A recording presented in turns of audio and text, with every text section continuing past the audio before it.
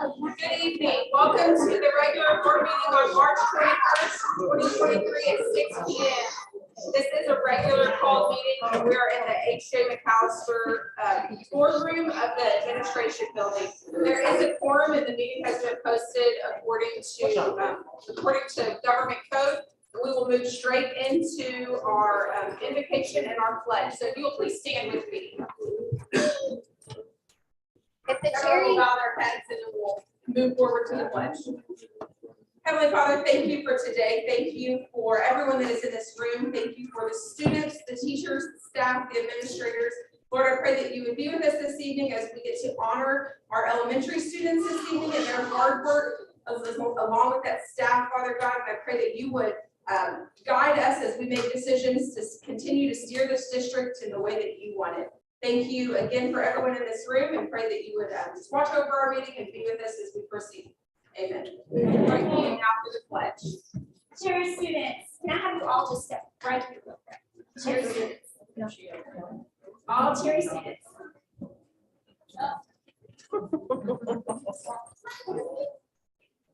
Lord, I want to thank you for the honor of letting us lead you in the pledge tonight. So, Cherry students, hands up your heart. Flags up there. All right. Ready? I pledge allegiance to the flag and to the republic for which it stands, one nation, under God, indivisible, with liberty and justice for all.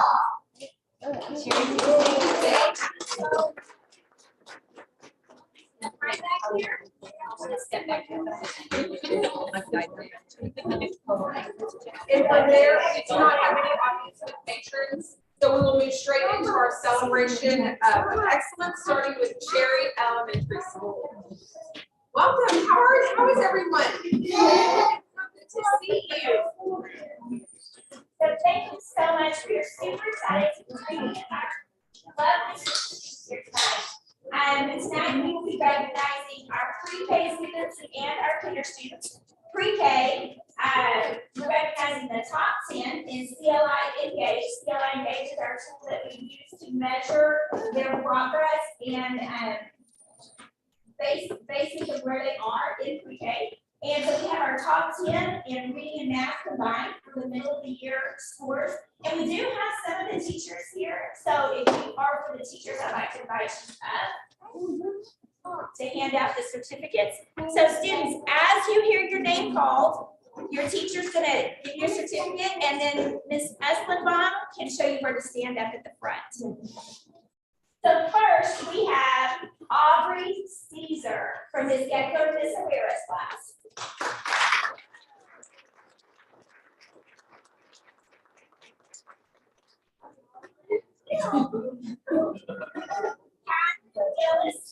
Ms. Gecko to Ms. Herrera. Bruno Gutierrez from Ms. Minnie Munoz.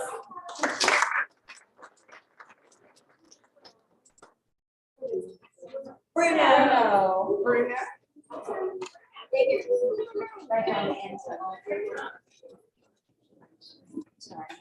Carson Hines from Ms. Cudella's class.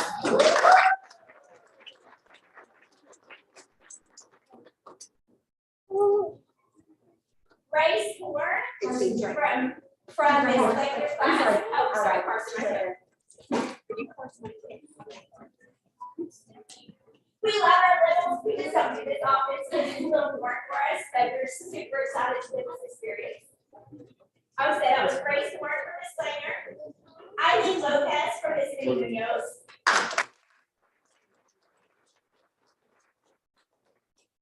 Al Morales from Ms. Udella, Ms. Ortiz from Ms. A. Davis, Ms. Anisha O, he's not with us tonight from Ms. Udella's class, and Toa Stafford from Ms. Edgar Ferreira.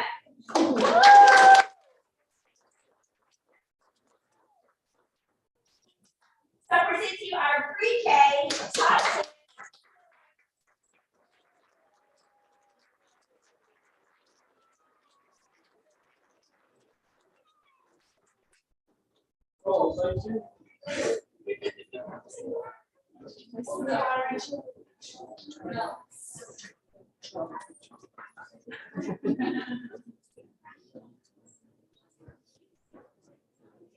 You stick that right next to me. Thank you.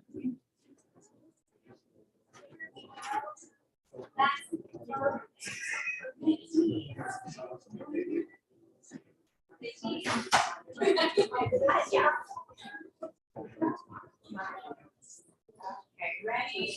1, 2, 3, and one more.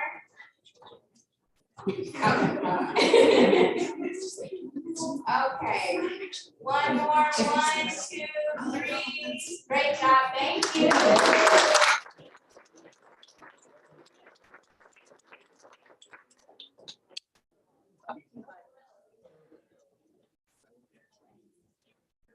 Okay, find your families.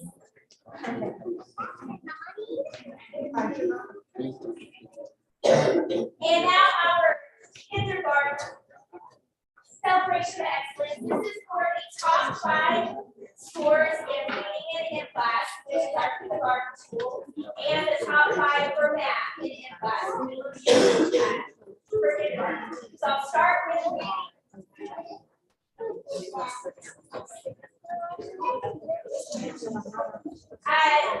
Leonardo Emma Kiza from the Sylvia class.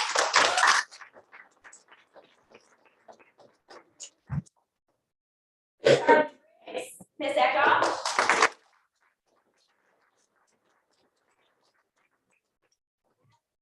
Miss Eckhoff.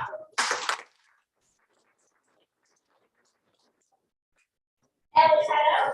Miss Eckhoff.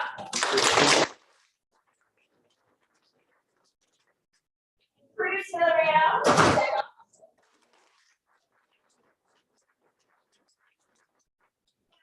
Top 5 for math. Stephen Munson. Miss Rubio.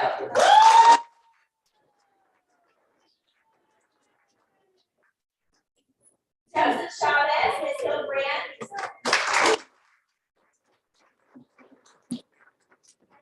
Bryce. Miss Ashcraft.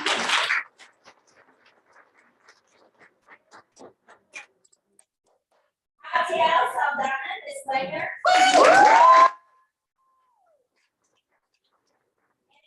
Marcus Silverbrand.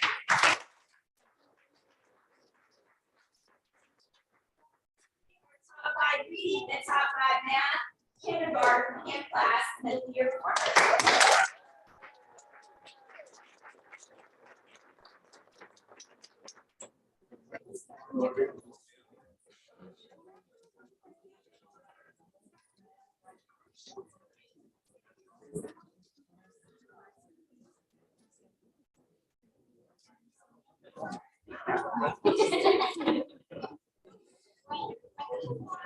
Okay, ready? 1, 2, 3, big smile. Perfect. One more. 1, 2, 3. Great job. Thank you.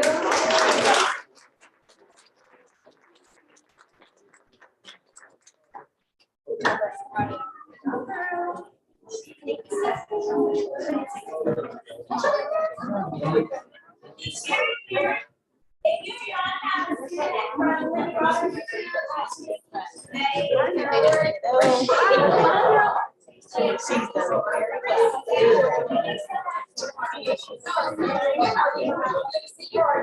Congratulations. Thanks for sharing.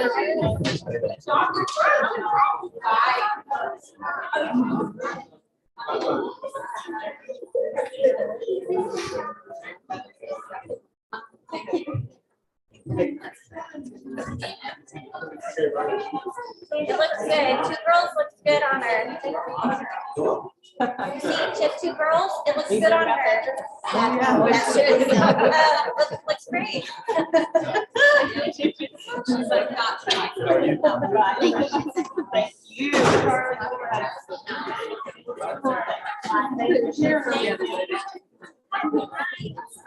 Thank y'all so much. Thank you. Y'all have a great night. Thank you all for sharing. Are you staying, Carson, or leaving? Bye,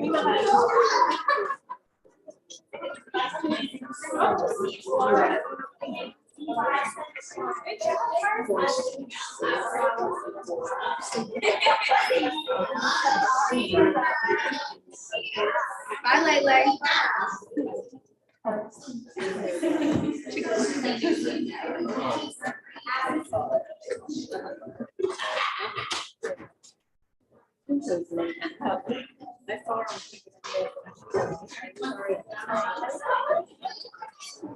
That I sure do.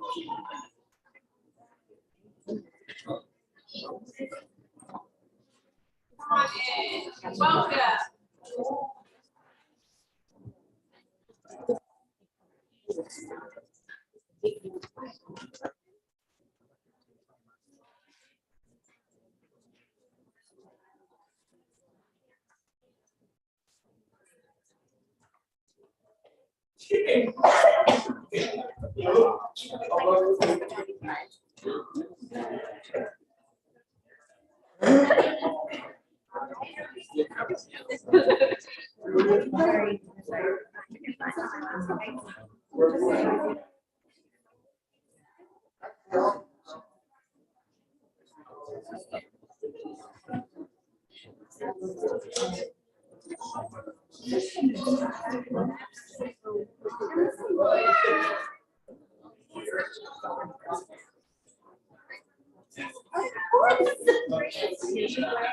Oh, I thought I saw, yeah, I thought I saw.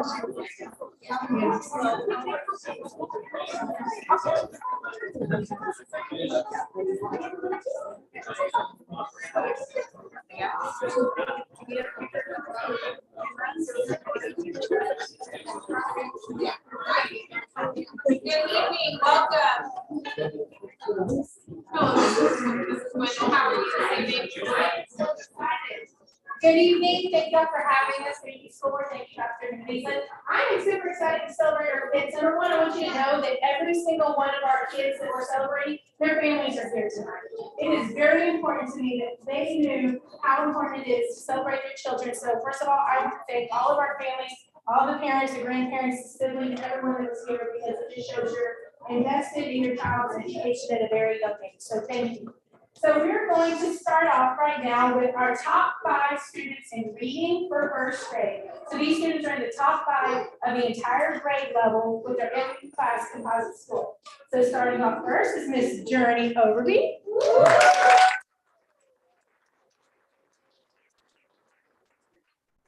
Kane Powers. Stephen Viola. These are the top 5 reading and math, and that's Carlos Romero Lima.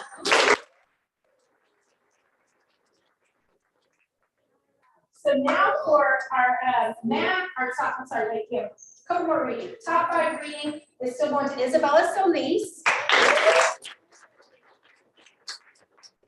Now we're going to go on to second grade. So this is second grade reading top 5. Kinsley Sparks. Chase Dykes. Elliot. Cameron Gonzalez. Myla Morales.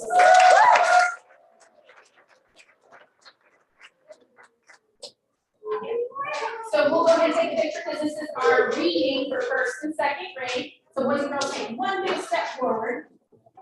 There you go. Nice step.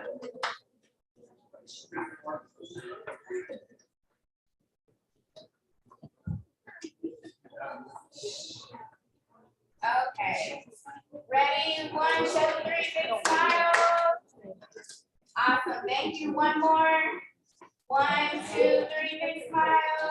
Great job. Thank you.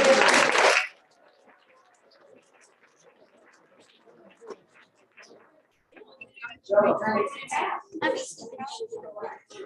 right, so now starting off with first grade math. In first grade, we have Grace Cano. Voted.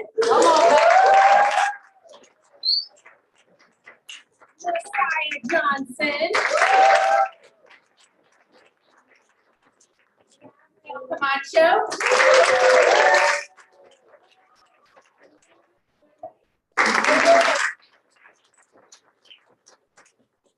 We have Grayson Aguilar.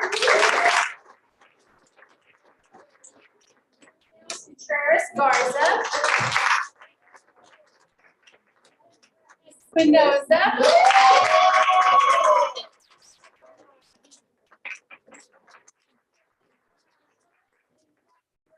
Top math students for Lenny Roberts Elementary. So what is those?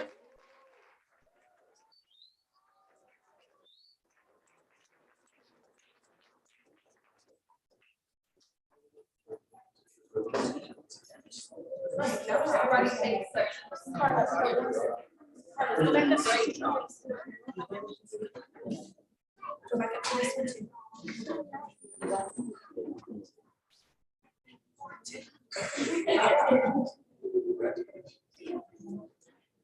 Grace, might be trying to take one to open up early, thank you. Okay, 1, 2, 3, big smiles. One more, big smiles, 1, 2, 3. Good job, thank you.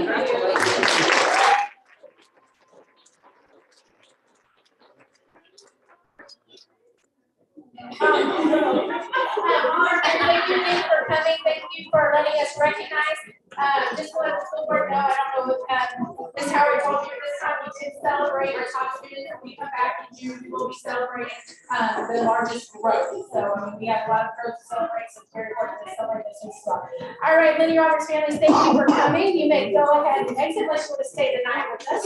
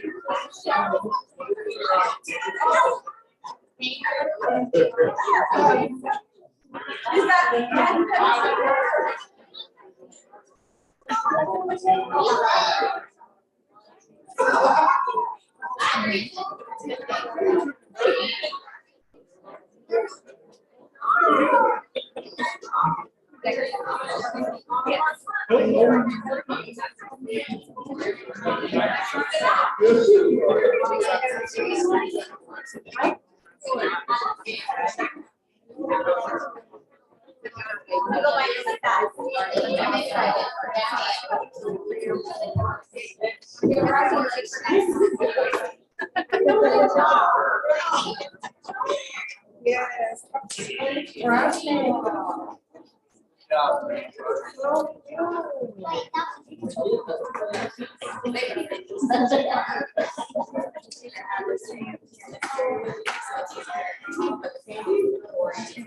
Come on in. Welcome.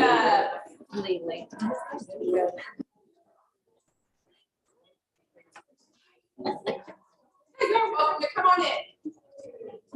You guys can come in and have a seat.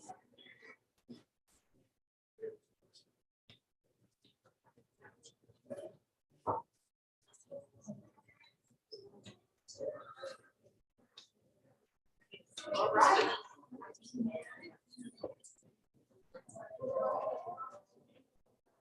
Thank you for coming this evening.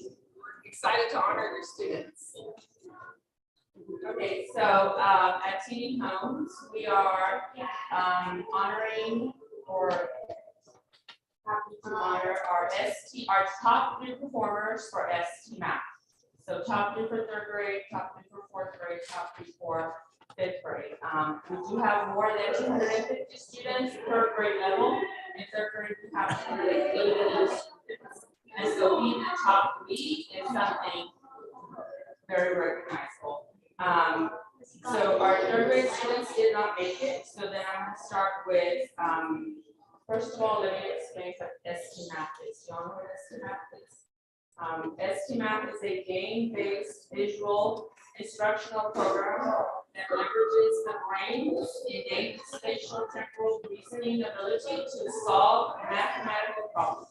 So the program starts by teaching the foundational concepts visually, then connects the ideas to symbols, language, and robust discourse.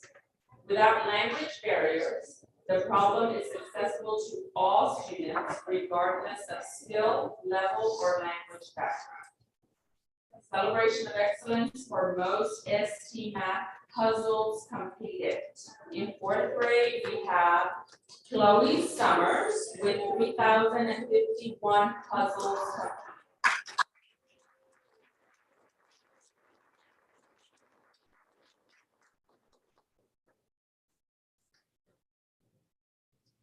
In second, or as a second performer, we have Reed Howard with 2,495 puzzles.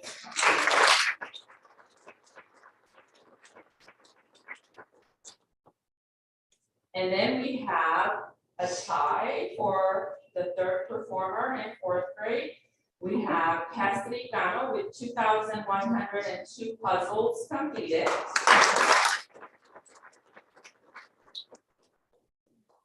Brendan West with also 2,102 puzzles completed.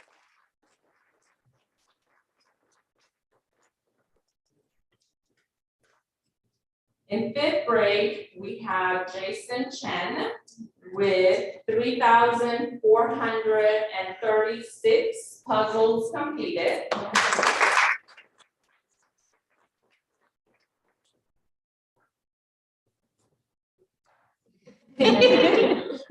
As our second performer in 5th grade, we have Rugger Reed with 2,300.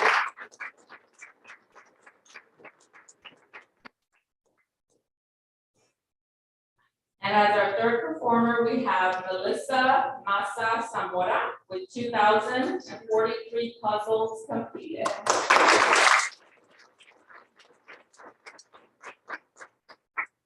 I'm gonna get you guys to take a step over so I can play first and we'll pose for a quick picture.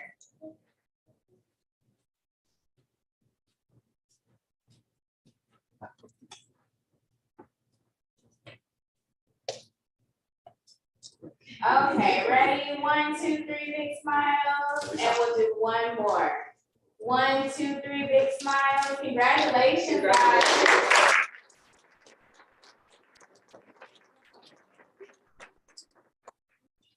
Keep it up. Thank you for coming and recognizing your presence here today.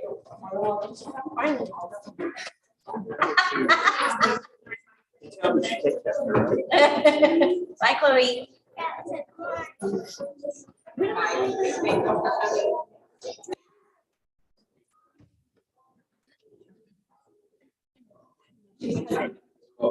Bye, good to see you. You too. Thank you, Florida.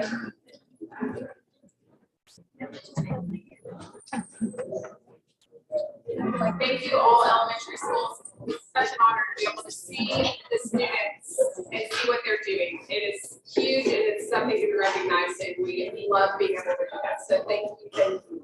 All right, moving right along to the next item on our agenda, LSG. We will go straight into.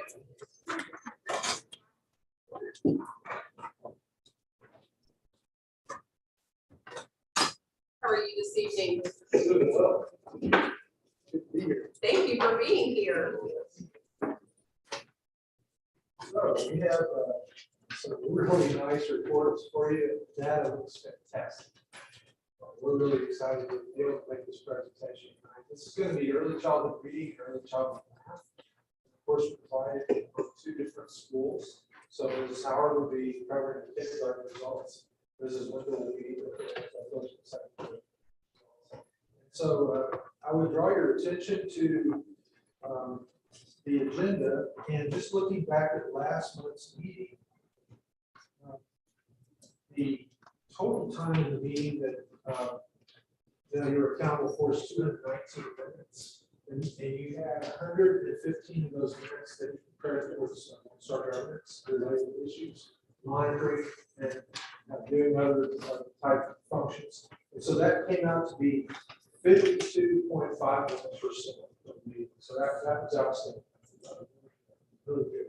And just so you know, because I know there were some questions last month about the January meeting, and I went back and we have an instrument we call the time use tracker. And it's basically a spreadsheet, and I go through the board meeting minutes that Danielle sends me, and I take every minute and I log it into the spreadsheet, and it actually calculates the time for it.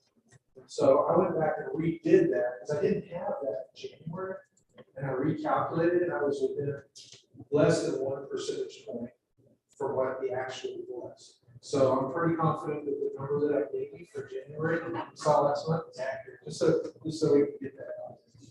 Just so you know.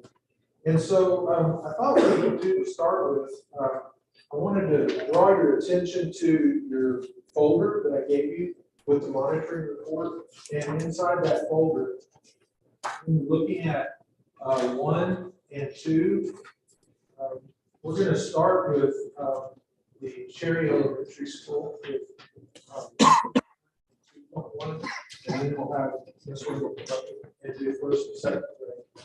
But if you'll notice that the goal for this year for kindergarten students would be to, on the in-class reading assessment, would be to move from 18% to 38% by August of 2023. So keep your eye on that number.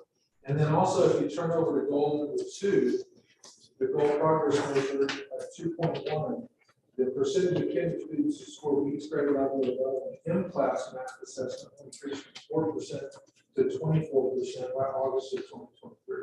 I think you're going to be really impressed with the report that she's put together, Ms. Howard, as well as just the advancement of all the subjects and how the numbers have come out. So I'll introduce Ms. Howard now. I'm going to try to hopefully put them here. We may have to have our tech man help us do so. Okay.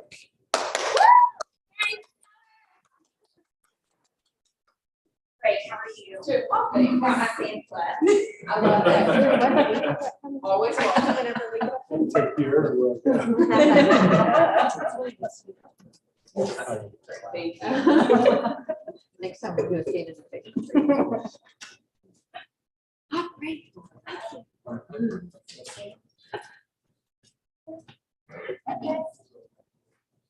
So I'm glad that I made you copies because that is going to be a little small in there. But I did want to share with you our progress.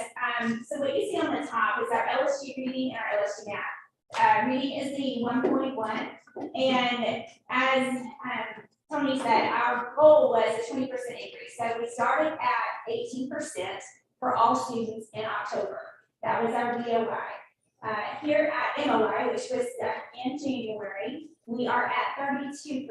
So we're 6 percentage points shy of our end of year goal. Please remember, I did give you my word that we were going to surpass 38% because I did not feel like that was sufficient to get our students ready for first grade. Even though 20% is a great goal, I just feel like we need to be beyond that. So that's where we are right now. We're at 32% overall. When you look at our special populations, we have our African American has gone from 18 to 22. Our Hispanic from 17 to 32. That's a very big jump. Our white from 20 to 43. Our ED, which remember is economically disadvantaged, it went from 19 to 33%. Our special education, super proud of this, 5% to 25%. And honestly, you can tell by looking at those numbers, it's about a kid per 5%. So we have 4 more kids that moved up into the needs for masters area. And then our English language learners went from 6% to 29%. So we saw some pretty good bumps in there. We have kids that are just right there on the cusp, ready to start, really growing in their academic skills. When we look at math, we did see a tremendous increase. Again, 4% to 24% was our end of year goal. We have surpassed that. This is a moving target. if we did not improve any more from right here, we would not be at 25% at the end of the year. So we have still got a lot of growth to go to maintain 25%. However, our goal is not to stop there. Our goal is to continue to see how high we can get those kids, because that, again, is not an adequate goal to have them ready for when they go to Miss Langland's campus. So overall, we went from 4 to 25%. So at this moment, we have surpassed our end of year goal. African American went from 5 to 18%, Hispanic from 4 to 26%, white from 2 to 29%, economically disadvantaged 4 to 27%, special education 0 to 8%, and English language learners from 7 to 29%. I do want to share with you some of the numbers in here. When you look at our special education numbers, we have self-contained classrooms on our campus. They are 3, 4, and 5 years old. So obviously these are our 5-year-old kindergartners. They're classified as kindergartners. Some of those students, by the time that they get to Ms. Flores, will be an NAR, not able to respond. They will not be taking STAR tests, or they will be taking all tests. Right now, I do have them taking our in-class tests, because the day that they show one letter sound is the day that we know we have made tremendous strides with those students. I want to see any growth we can. So all of our students who, again, will be likely either an NAR or an alt student, not taking regular format testing, are factored into this. And that is so that we can see their growth as well. However minimal it may be, it's huge growth to them. So just wanted to share that with you. So the charts that you see underneath that, this, I will tell you, this is what I presented to the curriculum board meeting. But I wanted to share it with you because it did have a lot of time and effort put into it. And I feel like this gives you a good picture of where we're at, where we're going, and what it's going to take to get there. So looking at the charts, the reading in class for kinder. The first one that you see there is purple is our beginning of year, and blue is our middle of year. We want to see the very left column declining, and the 3 right columns all increasing. Obviously, approaches, that one, we still see a decline there. That's good though, because that means that they moved over to meets and masters. So we had a pretty steep decline and did not meet and approaches, and our meets and masters both moved up incredibly. What LSG on the goal performance sheet, what it does not show you is anything below meets and masters. So that's this picture breakdown, so you can see how many are at that approaches, which is right there at the cusp. They haven't really mastered their grade level, they're just kind of right there at it, and then ones that are not meeting expectations for where they are in kindergarten at that time. When you look at the math for in class, we see the same thing. We see a decline in our did not meet. When you look at our approaches, we see another pretty steep decline, and when you look at our meets, woo, we see a steep incline in the middle of year. So super excited about the growth that we have there in our math. The next 2 charts at the bottom are breaking the data down by the same performance areas that are measured in LSG. So when you look at, I'm going to be cautiously, I've never used this thing before. So when you look at the reading in class, BOI to MOI, this is African American, Hispanic, and white students. What I have done to make this a little easier to understand, because this was a lot of data to put in there, the beginning of year and middle of year for each racial group are the same color, but they're side by side so you can see them. So in did not meet, we had 61% did not meet at the beginning of the year for African American. That came down to 58%. When you look at approaches, we went from 21% to 20% for African American, and then our meets went from 9 to 17%. Our masters from 9 to 5%. You can see our Hispanic there with 59 to 47 for did not meet, 24 to 21 for approaches. Then when we got to the meets, 10 to 19 and 7 to 13. For white students, 57 dropped to 43 for did not meet, 23% dropped to 14% for approaches. And then we see those coming in on the far right side with the meets moving from 11 to 24% and masters moving from 9 to 19%. The other category that LSG breaks it down is the economically disadvantaged, the special education, and the English language learners. So here you see the same data for those three groups. Again, they're paired side by side so that you can see them easily, just easily. Beginning of the year to middle of the year for economically disadvantaged went from 52 to 43 for did not meet. We saw another decline in approaches from 29 to 24, and all those kids moved over to the far right, which is our needs and masters areas where they moved up to 19 and 14 respectively. For our special education students, we originally had 54% did not meet. At middle of the year, we were at 42%. So this is showing you, even though they're not hitting that needs and masters potentially because they're following the approaches, we are showing some great positive gains here. In our approaches area, we did go from 38 to 33. And you can see in our needs, we went from 8 to 25%. We still did not have any masters in the special education, but we are very, very proud of the growth that we have had. For our English language learners, 47 to 48, we had a 1 point increase on the did not meet. On approaches, we had a pretty steep decrease. A lot of these kids moved over to the next two categories. We went from 44 to 23.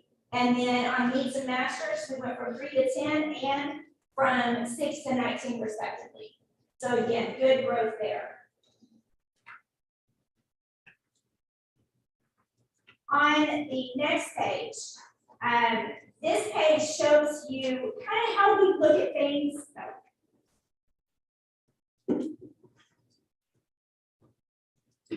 There we go. Kind of how we look at things on campus. So we talked a lot about data walls and what that looks like. This is our Cherry Kindergarten data wall. This one is particularly for reading, and you'll see the colors up there. The colors were originally based on where they placed at the beginning of the year assessment. So B of Y, we had a whole lot of purple, which means they did not meet. They weren't close to being where they needed to be. The board is sectioned off by purple, yellow, green, and blue. And the yellow is approaches, the green is needs, and the blue is masters. This is a very easy way to see where our growth, where we have huge growth, where we have some decline, and we can see what is going on there. But the neat thing about this is our teachers own this data.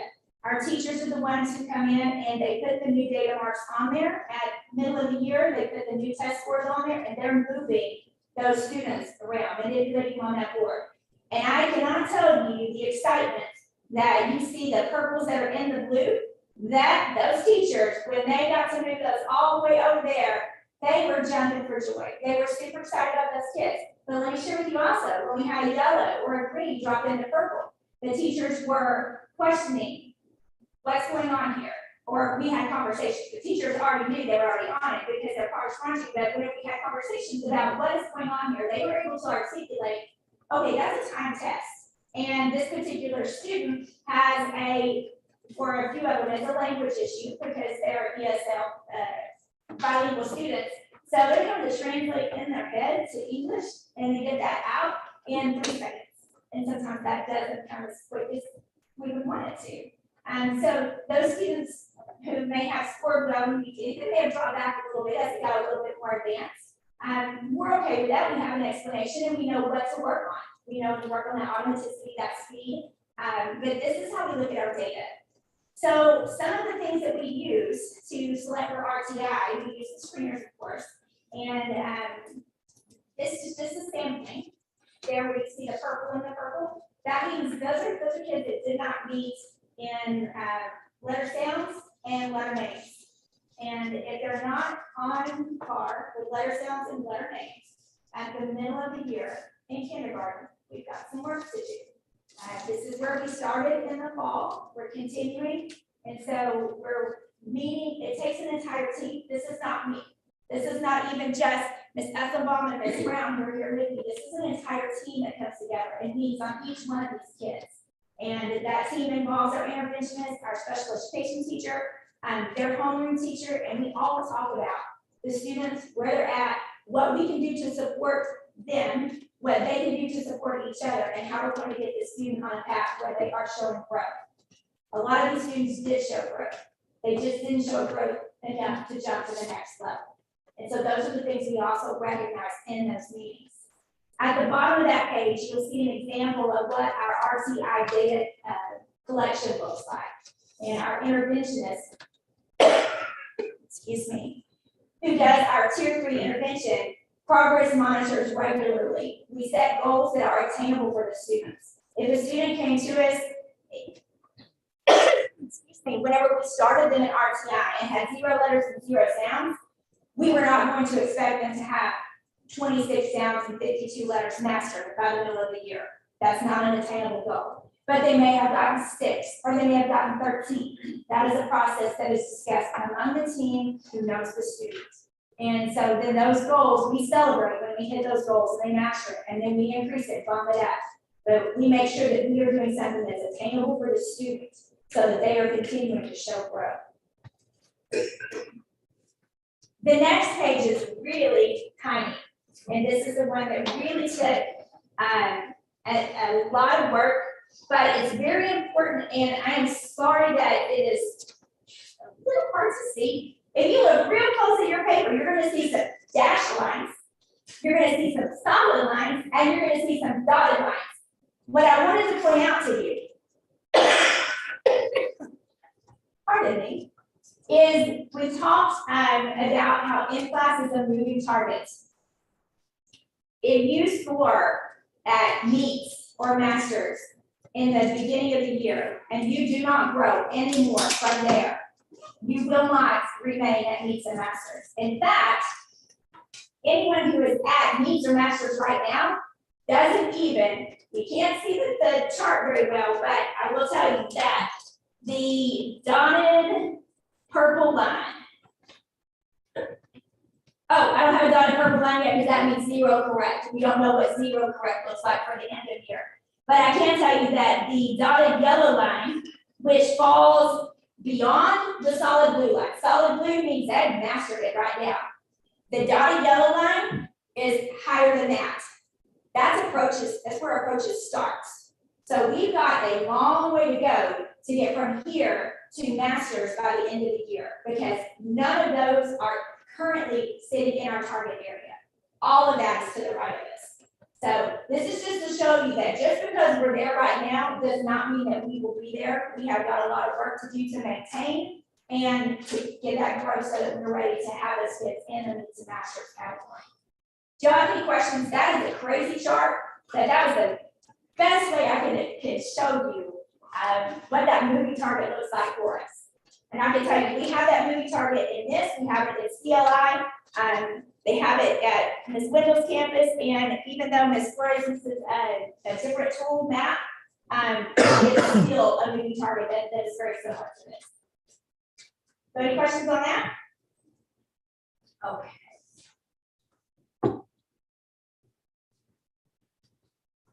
The next page that you have is raw growth. So again, just because someone stayed in purple didn't mean that they didn't gain anything. This is actually the raw number of questions that they increased. So when you look at this, I've given student numbers instead of student names. They do correlate with a tiny, tiny chart that was on the page before that you really won't get a tell which one's which. But so you can see that the very first student, H1, had a raw growth of 18. Grew 18 points, but didn't get out of purple. So this is the way we can look at it. We can see these students are still making growth, which is very important. We have some negatives on here. We had 2 students who refused to test. We can't do anything. If they refuse to test, we're given a certain amount of time to give them opportunity to respond, and then we got to record their score. So if they're going to refuse to answer, then we have to record what we get.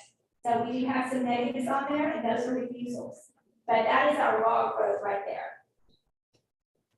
So the other piece of data that I want to share with you, and it is the very last page, and I don't have it pulled up over here, but it's our CLI engage. This is our pre-K data. We do not report CLI to LSG because LSG goes with early childhood readiness for reading math. CLI is pre-K, it's not part of that. However, I did want to share with you the successes that we are having with CLI. So the top chart is reading CLI engaged for pre-K for African American, Hispanic, and white. And you can see that, again, they're paired side by side. Did not meet, we went from 71% to 50%, with the African American from beginning of the year to middle of the year. And when we moved up to students that are on track, it went from 29 to 50%. So right now, where we were, about 3/4 and a quarter, we're about 50-50 now. And we do anticipate that is going to continue to grow. In our Hispanic population for reading, we went from 50 to 44 and then 50 to 56. So we saw a slight decline on the left, and that's good. That means we've got an increase on the right, we're on track. And then for our white students, we went from 42 to 28 and 58 to 72. So we saw an increase there. When we look at our math, we still see some good things going on. Our African American went from 44% and did not meet to 24% that did not meet, and they increased from 56 to 76% being on track for that time of the school year, what is expected of a pre-K student in January. Our Hispanic population, we did not see a change. Part of that is due to some changes in bilingual status and bilingual classes, and so we had some kids that did get recoded. That's why you see minimal up in the reading areas as well. And so that really just has to do with our coding status there. And for our white students, we did see it go from 22 to 25% on the did not meet and 78 to 75% on track. And part of that is due to enrollments. I don't know if you guys knew, we got about 30 students in January, right before testing. And so we had a lot of students that got brought into our testing that did impact our scores. So some of these didn't have beginning year scores. But so that is our pre-K data there. Snapshot at a glance. Do y'all have any questions? Great. There's some huge improvements, some huge growth across the board, and I think that's what needs to be recognized and be light shined on.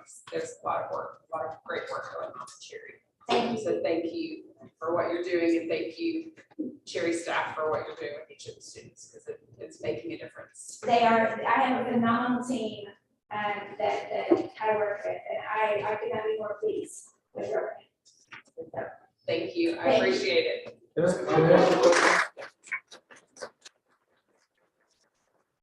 Purple blues are amazing. And then I saw one of the kids, they increased over 200 points. And that was gonna be that one that went high right in that purple. And so if you think about it, you have kids.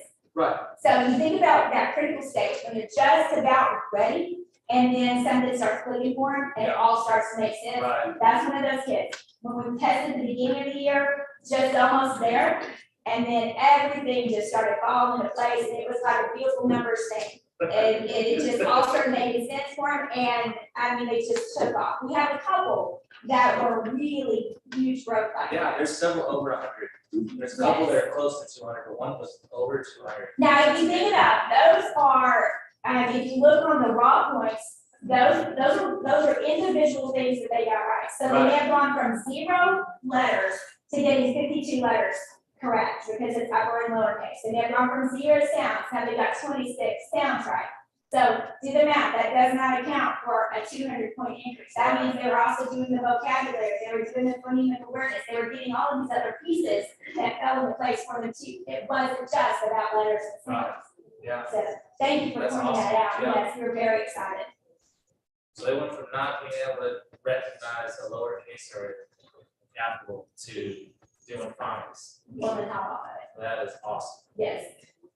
It is awesome to see how the growth in tool between the beginning of school and the middle of the year. She is seeing the same thing, same results, and it is outstanding. And I'm thankful for the information that we got at the last meeting, because it does make it clear, just we have numbers to do. So again, I applaud you and staff for everything that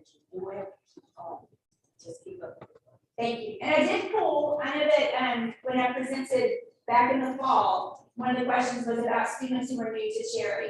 In the kinder data, a little over a third of the students in this data are new to Cherry. Now, that means they didn't attend preschool or pre-K with us. They may have gone to a preschool somewhere else, but new to district was a little over a third of the students. I was just gonna, you have something in your data about the selection of RTI for RTI. Yes, sir. Can you let the board know how important that is, that process? Maybe just briefly, what that is, what that pertains to. Number 200 plus points was actually a tier 3 RTI student at the beginning of the year and did not know any letters and sounds. And so just when you think about the importance of intervention and early intervention, we have 3 stages. There's a tier 1. Tier 1 is in the classroom. That's your general instruction plus. You have a tier 2, which is, okay, I've given the lesson, I've given a little bit of support here, and I see that you guys need a little more. You're going to come to a small group with me. I'm going to give you some more support. There's a tier 3 that is a pull out. We have an interventionist who provides that pull out intervention for tier 3. And frankly, she is phenomenal. She has been working on reading because our numbers were so heavy, we did not have the capacity to work in one interventionist. And with the number of groups that we had to do it with fidelity and integrity, we did not have the capacity to work in math. These kiddos had to learn their letters and sounds. And we can see we are reaping the rewards of that. Now, since then, in January, I visited with Dr. McCaslett, and we were able to secure some funds to hire a tutor who is doing math intervention. So while our math numbers and growth looks great, I anticipate that we're going to see a lot more growth because we have a tier 3 math intervention taking place right now too. And so it's very important that we're catching them early and getting these gaps filled in. First graders are expected to be reading. We have got to have these kids reading when they're leaving our campus so that they can be successful and not having a rung missing on that ladder when they get to Ms. Wendell's campus. If we're going to set them up for success, we have got to make sure that we are taking care of business to the best of our ability and meeting these kids where they are, setting appropriate growth goals in there for them, and then making sure that we follow through with you to master it. That's a very good explanation. That's So a great explanation. that's what it's all about. The scores that you're seeing are out, they're really outstanding. But when they see gaps, this is where they dive in and provide the interventions. It's response to intervention, RTI, that's what it stands for. So they're actually getting in there, using the data to facilitate the first move to help the kids make progress. And you can see it's working. And I want to thank you, but I do want to share with you that I can explain the data. I am not the reason for this growth. It is my team. My teachers pour their hearts into our kids. They pour their hearts into each other and support each other. And without them, we would not be showing growth like this. So I get to champion them and share the data and look like the shining star for sharing what they're doing. When in actuality, I should have 25 teachers up here sharing what they're doing in the classroom because they're the true heroes here. You've said it a couple of times too, and I just want to acknowledge it. I love the fact that you care about your students going to Marissa's campus, and Marissa cares about going to the Suarez campus. It's truly a team effort. And I just think it's great. Thank you. Yes, it absolutely is. We've got to have that vertical team effort. It is when you have an early childhood campus and we don't see first grade expectations and we have to look at where they're going, we will not have them ready. So we have got to maintain an understanding of what they've got to be able to accomplish at the next campus so that we can have them ready. But thank you. Thank you so much. I appreciate it. Thank Great you. work, Sherry. Thank you.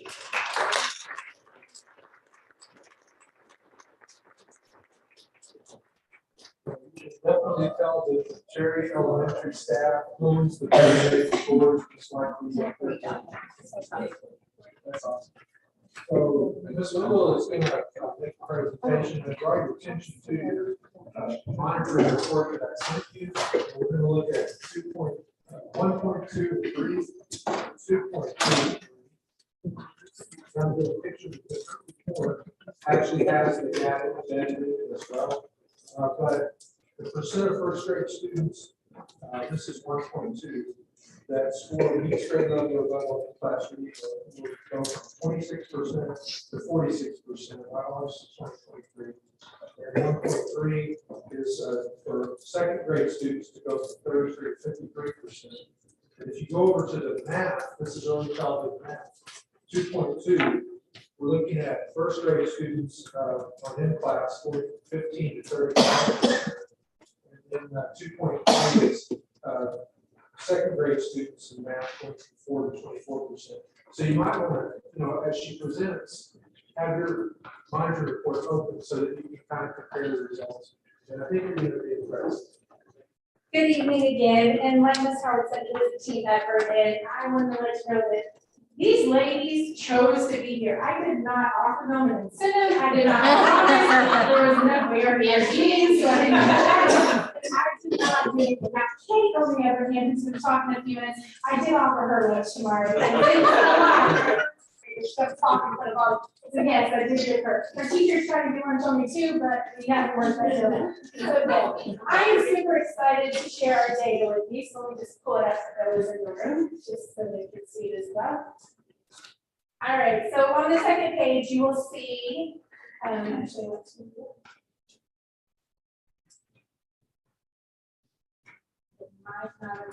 Mr. Brock, I don't think it's a little away. Well, you have it on the first page. It says Lone Star Goal 1.6. So the first one we're going to talk about, and I'll just explain it out so y'all can hear me and understand. Y'all see the PLT and everything. But we started out with our reading for first grade. We wanted to increase from 26% to 46% by the end of the year. So at the beginning of the year, we were at 26% for all. At the middle of the year, we are already at 40%. So we are making huge gains. So as we go across our different demographics in our African American, we went from 17% to 32%. We went from 25 to 40 in our Hispanics, white 38 to 63, and our economically disadvantaged 29 to 45, and our special education 12% to 17, and our ELs 18% to 44. So you see a big increase in growth across all the demographics, which we're very, very proud of. In a few minutes, I'll tell you some of the things that we're doing to make sure all kids are included, that we're targeting all kids, and we're making sure all kids are going through the RTI process. We have our interventionist here who leads our RTI meetings, and so I'll go a little bit in detail about that in a few minutes. Then when we looked at second grade reading, so our goal was 33 to 53. So overall, at the beginning of the year, we were at 33. With all demographics included, we went to 44%. For our African American, we had a 10% gain from 14 to 24, and our Hispanic 34 to 43, and our white 44 to 59, and our economically disadvantaged, we went from 34 to 44. Special education 6 to 15, and ELs 58, and we had a drop. Well, let me tell you the drop. We had the same discussion last year. It hurts our bilingual ESL kids when we don't have 2 certified bilingual teachers. We have been begging candidates. We have done everything. We have stipends. We do everything we can to try to recruit teachers. But we have an increase. Mrs. Allen and Ms. Lopez really do a great job with our ELs and taking over LPAC and TELPAC and all that. But we have so many students that are coming in that are Spanish speaking only. And so it is very hard when we have one bilingual teacher and our other teacher does not speak Spanish at all. So what we're doing, and Mrs. Gardner, who's our instructional coach, and also on the second grade ELAR team, they've been working with that teacher to help her, support her with the foundations for our students. So we're trying everything we can. Again, as soon as an applicant comes across, we tried last year, we had an applicant, we were so excited, and then she ended up not coming. So we're doing everything we can to recruit, but it's very important to have bilingual teachers in these kind of grade levels. But we're going to keep trying to do what we can. But in the meantime, through the RTI process, through intervention, through after school tutorials, Saturday academies, and helping with boot camp for TELPAC, we're trying to target them and help them to support them in every way we can. Any questions over first grade reading and second grade reading? All right, now my second grade for some reason, I'm sorry about the presentation, it just didn't go correctly. Now we're looking at math for first and second grade. And so for first grade math, we wanted to have an increase from 15 to 35. Y'all are already exceeding it, they're already at 42%. They're definitely knocking it out of the park. For our African American, we've gone from 16 to 26, Hispanic 19, and we did have a fall there to 6%. For white, 26 to 43, economically disadvantaged 15 to 45, special education, we had a 1% increase, and then our ELs 25 to 69. Again, in our first grade, we do have one bilingual teacher and then one ESL teacher as well. Last year, we had both of our bilingual teachers in first grade and all ESL in second grade, and so it was my determination that I just said we needed to separate the two this year as well. So it is working, but still, we're going to keep fighting and looking for 2 more bilingual teachers. And for second grade, their goal was 4% to 24%. So for the increase at this time was 4 to 20% for all of our students. And then across our demographics, for African American, we went from 0 to 11%, 9 to 21 for Hispanic, for white, 11 to 22, for economically disadvantaged, 8 to 18, special education, 5 to 9, and our male students, 14 to 46. And I'll tell you, our math teacher is the bilingual teacher, so that's why you do see a big increase for reading. It is our ESL teacher, not bilingual. So we're trying, we're doing everything we can, and we even we are using our para more to support. So we're kind of shooting back our para from using her in math as much and moving her over to reading to help with that as well. Any questions about that? All right.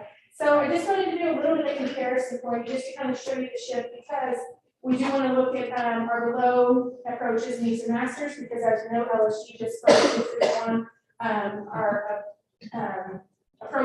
meeting our benchmark students. So this just kind of gives you a comparison. So at the beginning of the year, in the first 2 of the bar graph, 54% was the students we had at the beginning. The yellow there at 40 was middle of the year, so you definitely see that decrease is what we want to see. We want to see that number go down on the fail and keep going up on the approaches. So again, 54 to 40% decrease, which is great. And then if we move over to the approaches, which is the second section, we went from 46 to 60%. So definitely moving in the right direction. And then for our needs category, we went from 26 to 40, which is a huge leap.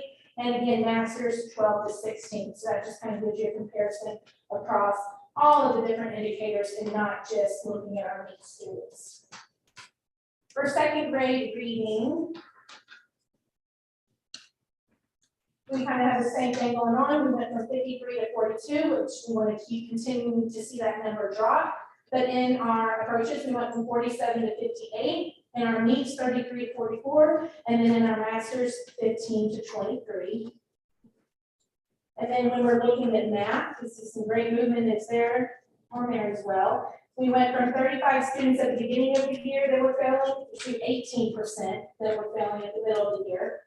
For our approaches category, we went from 72%. Oh, I'm sorry, this is that. Sorry, for first grade math, it's not on the board because it's something that format correctly. But it's in your packet, it should be on the first grade math and class comparison. So for the approaches, we went from 65 to 82%. And then the big jump that we're super excited about for our needs category, we went from 15 to 42%. So that's a huge increase for our first grade math comparison when we're looking at it. And then second grade math,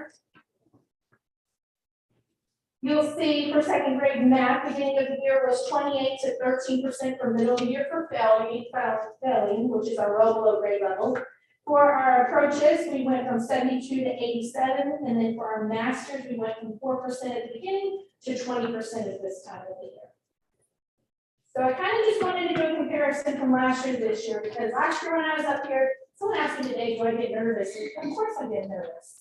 But I'm proud tonight. I'm very proud. I'm very proud of all the teachers here, all the teachers that are here. But I'm also proud of our parents because they have just taken the different growth mindset. Definitely, we have seen a transformation in the classrooms, instruction, small groups. The teachers in here, I'm not going to name any names. They used to not believe in the math groups, and now you see math small groups every single day you walk into their classroom. So they have definitely just bought into everything and super proud of them. So if you look at the comparison from last year to this year on the same day, when we're looking at middle of the year, last year at this time for first grade reading, we were at 29% for meets, and this year we're at 40. And then when we look at second grade reading in the next stack of bars. Last year we were at 30%, this year we're at 44%. When we look at first grade math, last year on the same day, we were at 19%, this year we're at 42%. And then second grade math, we were at 9 to 20. So that right there to me just speaks volumes for the amount of work and dedication that is being poured into our students every single day. All right. It's Truly that's amazing. them. Thank you. I might be the building principal, but they are the rock stars, they are on the front line, they deserve all the credit in the world. And I will never take anything away from them because they're the ones that are doing the work day in and day out. So now I'm gonna have my friend Kate and Ms. Butler come up here because Kate's gonna tell you how she tracks her data.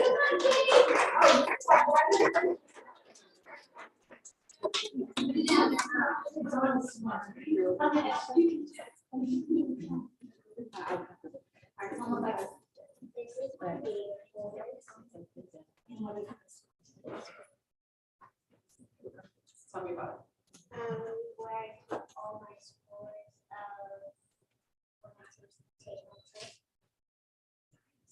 Do you color it or just? Is it so fun to be able to color and see it go up? Is it motivating?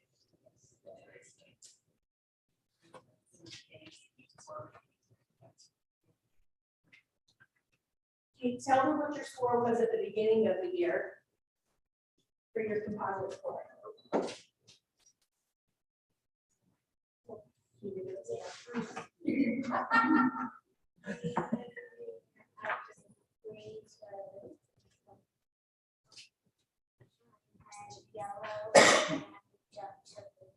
And what was your score?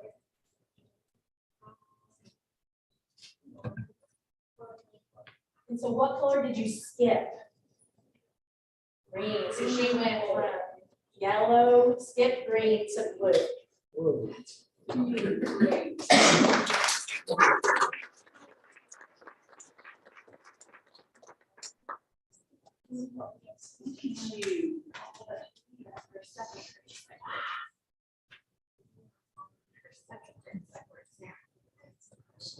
And then how are you doing on your math? Increase from what to what? Yellow. But you were only by 3 points and you would have been in green. So the students all take ownership, they have their own folders and everything, and so they know what they're doing. The teachers, before they even test the students on any of the in-class, they like to bring the folders to the students, show them their goals, and everything, just to entice them to keep working hard. And so they're totally responsible for this. Teachers don't do any of the coloring, it is all 100% the student. Great. Congratulations.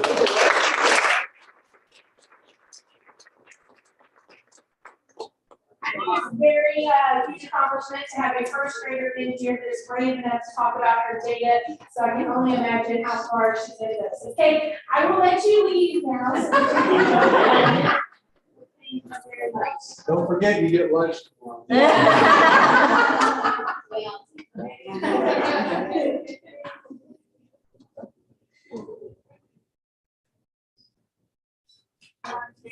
I'm gonna ask two of my teachers who have volunteered. I did not beg, I did not ask. I'm gonna ask if anyone wanted to, but they did not have to. But I have two teachers in service in this meeting. They just kind of want to tell you about what has transformed them to be a better educator and a better teacher over the past year. So basically, I'm gonna go first is your first grade. Good evening. I'm very passionate about teaching. I've been teaching this to be my 20th year. And just to see the kids go from not knowing anything and then the light comes on and they learn so much, and I'm just so proud and excited about that. When I was giving the M-class test and I saw the growth, and I was testing some of the kids, I literally almost cried right in front of the kids. I was so excited to see the growth. And like I said, when you have the kids that are RT kids, the ones that are need special help and things like that, and then they come in, they know nothing, and they grow so much. A couple of kids tonight that stood before y'all and read, they knew nothing, and now they were the top 5 kids in math. So that makes me really excited.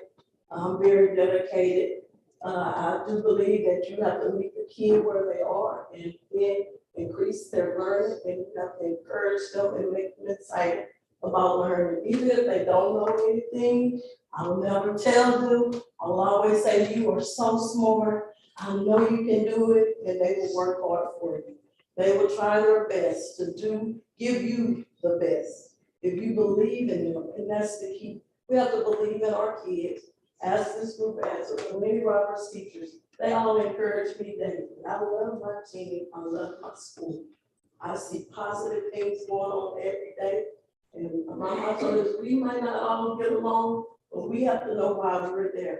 And we're at school for those kids, and we work really hard as teams.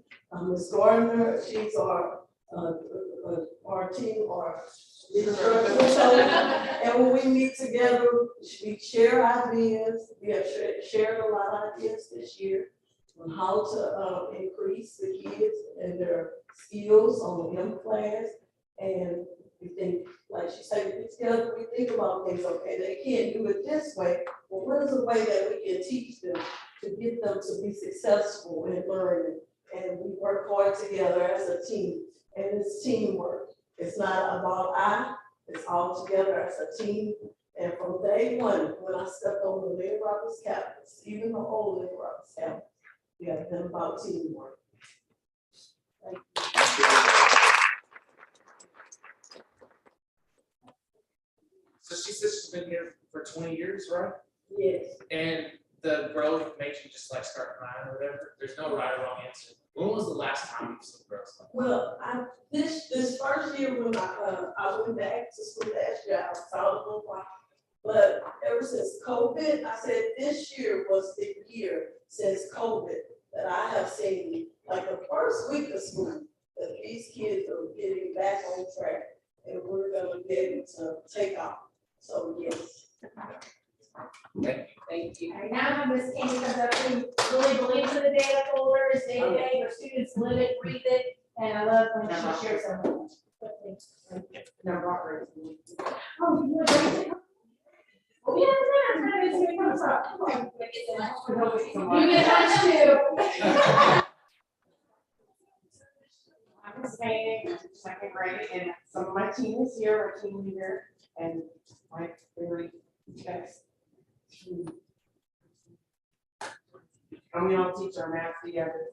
And again, we also have Ms. Gardner, and she's our instructional coach, and I've been teaching for 3 years. And see a lot of changes, a lot of different things, but it's amazing to always see growth. And so Grayson has this little data binder, and we do live by it. So you can take it out there. And literally we use it daily. And we'll talk about that. Yeah, the math is that we have to finish in 2 minutes. So we have 2 minutes to finish. You can complete it in 2 minutes. Yes. Good job. That's great. And also in the data binder, and they again have, all the responsibilities. And we have our 5 different sections that we do of our M class. We have missing numbers. At the beginning of the year, I only got 5 or 6. Then at the middle of the year, missing number, I got 12. And they call them the that's whenever they have a missing number like school. We have to find this in quantity discrimination. On the beginning of the year, I got 22. Then at the middle of the year, I got 28. That's just telling you what numbers are. It's great. So there are only 28, went off the charts there. He did kind of go off the chart. Yeah.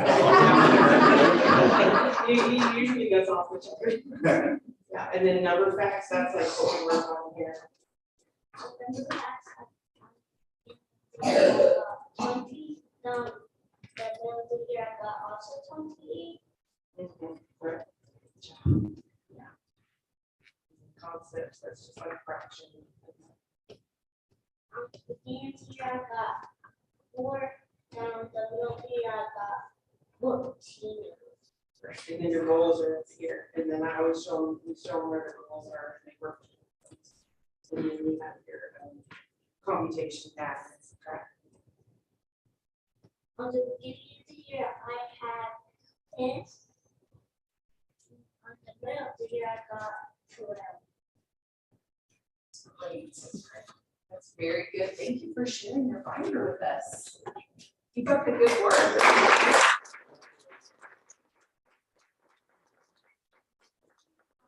Thank you, Grayson, for coming. Now let's all need to. Thank you. Thank you, Ms. Gaming, for bringing him to see them. I also have a staff.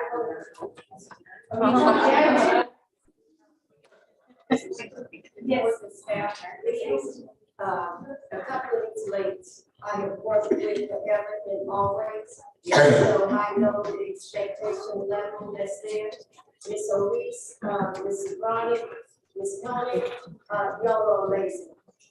We have to obviously say, oh, next year. Ms. Elise did not give herself enough. Ms. Elise had practice at a time when I could not give any teacher. The whole Lady Roberts campus, the whole Lady Roberts campus, took on my grandson. They adopted my grandson in school, not knowing anything. But his grade was sick, and they took ownership, and Ms. Reese and that staff took him from a 0.3 up to surpassing a second grade level. I know what can be done there. So when I make comments, I know your staff. We have been on this roller coaster for years. So I know and I appreciate y'all. So I'm hoping that is conveyed to you as well. I appreciate your hard work, but I will always push for a little bit more. And I think that's what we're here for. And I know that you can do it because we are in this enhanced school, but we can do it. And with y'all behind the scenes working, then I know we can do it. So I appreciate all the hard work. Just a few other ways that data is tracked. So we do progress monitor every 3 weeks. And we did go through an audit with Region 3, and we're just looking at ways to improve. So Ms. Ryan and her team has been making sure that we were tracking all of our tier 3 students and progress monitoring them. We were tracking tier 2 as well, but we did start making sure that we were progress monitoring and putting all of that data into DMAC. So all of our students' data, we meet as a team, like Ms. Howard said, it takes all of us in there to make sure we're doing what's best for the student, looking to see if there's a behavior issue, there's home environment. We just look at all the different factors that can play into why a student is not being successful. And you can go into any of our DMAC on any of our tier 2 and tier 3. You can see their data throughout the year. If they're a second grader, you can see all their data first year. So when they go to Ms. Flores next year, she's going to have all the data right there ready to go. So, well, I guess it will transpire into new. We won't have TMAC, right? So we'll feed into Skyward, yes. And so I think it'll be great to just see the continuity of all the data to the goers so they have it as well. Just a few other things. Our teachers still do our SLOs. They make sure they have their student learning objective tracker. They do that at the beginning of the year, the middle of the year, and the end of the year. And then we talk about that at the mid-year summative. So at the mid-year summative, when I speak with teachers, we look at their growth throughout the year and talk about ways that we can improve. And then again, the students have their own data folders, and like I've already said, all the data is maintained in DMAC. And Ms. Veronica is always making sure it's uploaded. She does a lot of behind the scenes and does not take credit for a lot of the work that she's doing. And how many years have you been on the round? 28. 28. Yes. So looking at how the students, I know one thing is what was passed.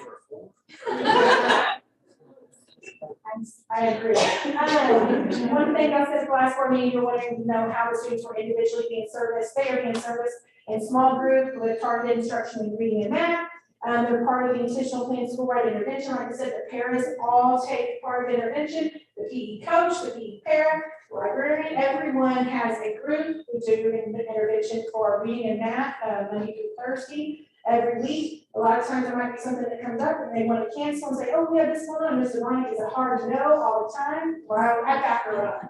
She'll send me a text, or we can't say no. We just want to make sure that intervention is continuing no matter what. And then the teachers actually want to keep their tier 3 kids. The teacher's name is on the students. They're the teacher of record. They want to be the ones responsible for those students' growth. So then all of our tier 2 and tier 1 students actually go out of the classroom with our other teachers, our interventionists, intervention para, and then also with the other paras throughout the grade level. We do have for tutoring, we've actually increased our tutoring time to an hour this semester. It's working out good with, the teachers are loving it. But anyways, we have 30 minutes of reading and 30 minutes of math. So I don't think you understand, their day is so long on certain days, but they are committed to the students, they're committed to success. They're not getting out of school till after 5 o'clock some days. So I just want y'all just to know they are just rock stars. I can't say enough about it. And then we also have the SPED inclusion, our special ed inclusion teacher and para work very hard. We have high numbers of inclusion students and they just keep rising. And so that's one area that I know I need to have a conversation with Dr. Mack about, just because our numbers and our students that are coming from Cherry just continue to grow, and we want to make sure that we have enough staff to serve those students. And then again, the Ronnie and Miss Laura are always pulling our students. So at the middle of the year, here's just a quick picture. Every student came down to my office and brought their sticky note of how much they've grown. It was so much fun. I don't even want to take the sticky notes now because I think my door's going to be really plain. So maybe they'll just stay up till the end of the year and then we'll redo it for the end of the year. They were so proud, and so every time they came down, they got a treat, and we had to take a treat to their teacher as well because we had to teach them, right? So there's the kit, and then here's our data wall right here on the left. You will see the reading, and on the right you will see the math. No, I'm taking that back. On the left is first grade, on the right is second grade. And so the left top is reading, the bottom is math, and the second thing on the right, top is reading, math is on the bottom. And the teachers take 100% ownership. Ms. Gardner does not write the numbers. It is the teachers that are writing the names, the numbers, and moving the magnets to each board and where they go. And so another huge difference. So this is one that I think I probably had the most pushback when I first started it. But I started it at Cherry when I was the instructional coach there, and it actually really helped the teachers and just understanding their score. So like I said, Mr. Murray, we are dedicated to sending our best to Ms. Flores over at Tenny Hills. And so we count our scores and we accumulate them to look like star scores, so our teachers know. So when teachers get their star scores back to Tenny Hills, they know how their students do, so they know if they were A, B, C, D. So I have had Mr. Gardner has helped, Mrs. Gardner, Mr. Gardner, he's a mathematician, has helped her create a formula, there's that formula word, to see how our teachers know. So you're going to see the same teacher on the left. Last year, at this time of the year, she had for her achievement score of 64, which would have been a D if we're looking at her score as a teacher. And then progress, she had a 65, which was a D. And then when we're looking at schools that are performing that are like us, same size, in graphics, she had a 71. Now look at the transformations of this year. So this year she has an 88, which would be a B in achievement, a progress score of growth of a 95, which is an A, and then her progress score for relative performance would be a 91. Same teacher, and you do just see the accountability. I will be honest, I had teachers crying last year. I'm not gonna say I did not have teachers crying. And this year, Mrs. Gardner, what was their expression? That is that's important. That's what we do. That's we share it and because it works. So somebody's not working, we have to come together, one solution together. So we're open, we're honest, we don't keep secrets, the data is the data, and if someone is not performing well, then we jump in, we encourage them, how do we solve the problem, how do we fix it? And one of our teachers whose lowest data is a brand new teacher to us, and we hugged her and, told her it's gonna be okay, but it's already changed her mindset and everything, so now she's able to see how she can transform her classroom just like everyone else. But overall, every single teacher's data from last year to this year, I can't even compare. So one of the initiatives we started to help with this progress as well is all of our students this morning in the blue are receiving a readers or leaders shirt for their composite score. We have over 100 students just for reading that are in the blue composite. So guys, that's impressive. We have 520 students, over 100 of them are in the blue for composite. So we just purchased them. A lot of people want to know we do our fundraising money. This is part of it. And so the students will receive these right now, and then we'll do it at the end of the year, and then moving forward at the beginning of the year, for the blue, they'll get shirts so they can wear them all year long and be proud. So that's just something new that we just started. And then wrapping up this is just we live by our goal. I know, we've gone through organizational health the past few years, and we have made significant growth, but one thing that we will not let die is our goal, which every day our teachers tell our kids, that every student grows every day, that our boys and girls tell them, I grow, we all grow together. And so, any questions? Wow, thank you all for what you do. It's not going unnoticed.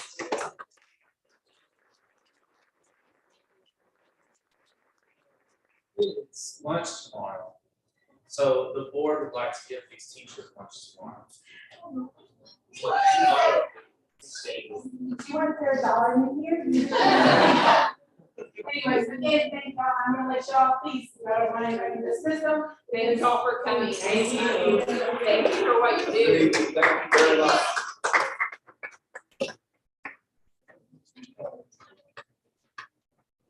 So I think what you've seen is really just a manifestation of best practice and education practice with both of these things that you've seen tonight. And the results speak very highly for that. I want to commend the parents too that are here, because it takes that parent support to help the school to progress like it has. And you know, having those kids track their progress, that's a research best practice in education. It brings the kids right into their own learning and challenges them to do better. So that was fantastic. Really good. Really good. So just a couple of other items. I think spring break ran into us, and right at the end, we didn't get the attendance figures for March, but we'll have that in the next board meeting. I'll make sure we do. That was a superintendent strength progress measure 2.1. I did include in your folder the staff use tracker, and these are just a couple of examples. Daniel's done a great job of putting this information together, and we wanted to do it in such a way that it didn't identify any particular person. As far as like the funds, what we did is we calculated it down to the bottom, so that you can kind of see there's a February, there's a March. And I talked to Danielle today. Really, this just needs to be done at least annually. It's based on estimates of what it is. It's estimating the amount of time the staff takes before a board meeting, during a board meeting, and after a board meeting to work with the school board. So that you kind of get an idea. And then from year in and year out, you should be able to keep doing the staff use tracker and see how much the board is costing the school district. I mean, that's just something that the board should look at.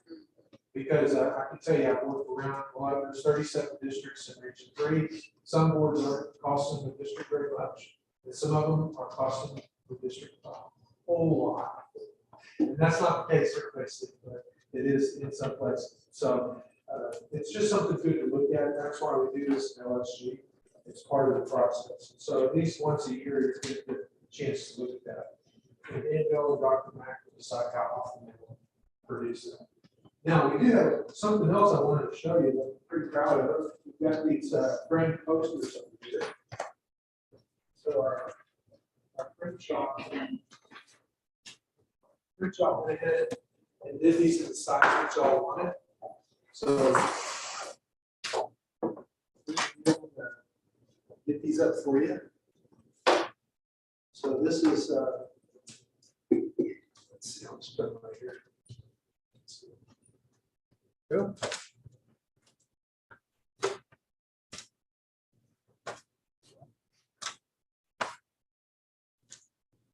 There you go. Those can be coming your corner. Great. So now we've got 2 more compliance pieces for your board evaluation. So real proud of our print shop for getting this together for you. Great. We do have the Region 3 board conference coming up on March 17th, May 17th. And remember, one of the items that you have to constrain is to make sure that you all attend 100% to the team building workshop. This would be an opportunity on May 17th. All you have to pay for it, this is just the meal that you're part of the school board contracted services co-op. And so there's going to be a lot of good workshops there. And Danielle can come. There's going to be a whole string of training just for administrative assistants. There's going to be a board president's workshop just specifically for board presidents. And so I think that's gonna be excellent. Missy from the checks gonna do that. She's a former board president. She's my board president. And I would just say this, as far as like, LSG coaching, you guys are knocking it out of the park. And I'm really proud of the staff. The administrative staff works so hard to get great results. And they're doing it across every subject. They work with every subject to help them go. The teachers are amazing. The parents are supporting. But I guarantee you, the best way to find out how important leadership is to do without it. From you can recognize it really quick. You can see how important leadership is. Your leadership as a board in monitoring student outcomes is critical to the success of the district. So I want to applaud you. Keep up the good work. Thank you, Tony. Thank you. Jill conveyed this to you, but the 17th, that's the last week of school where I'm going.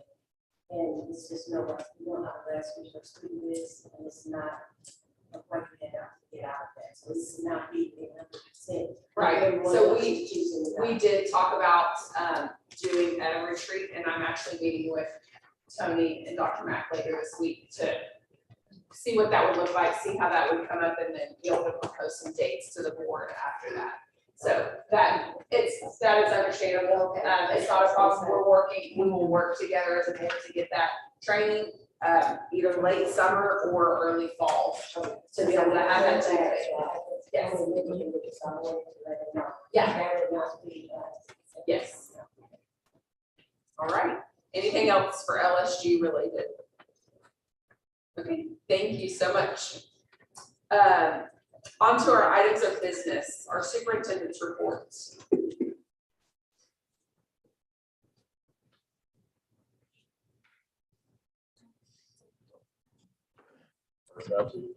That one. Yeah.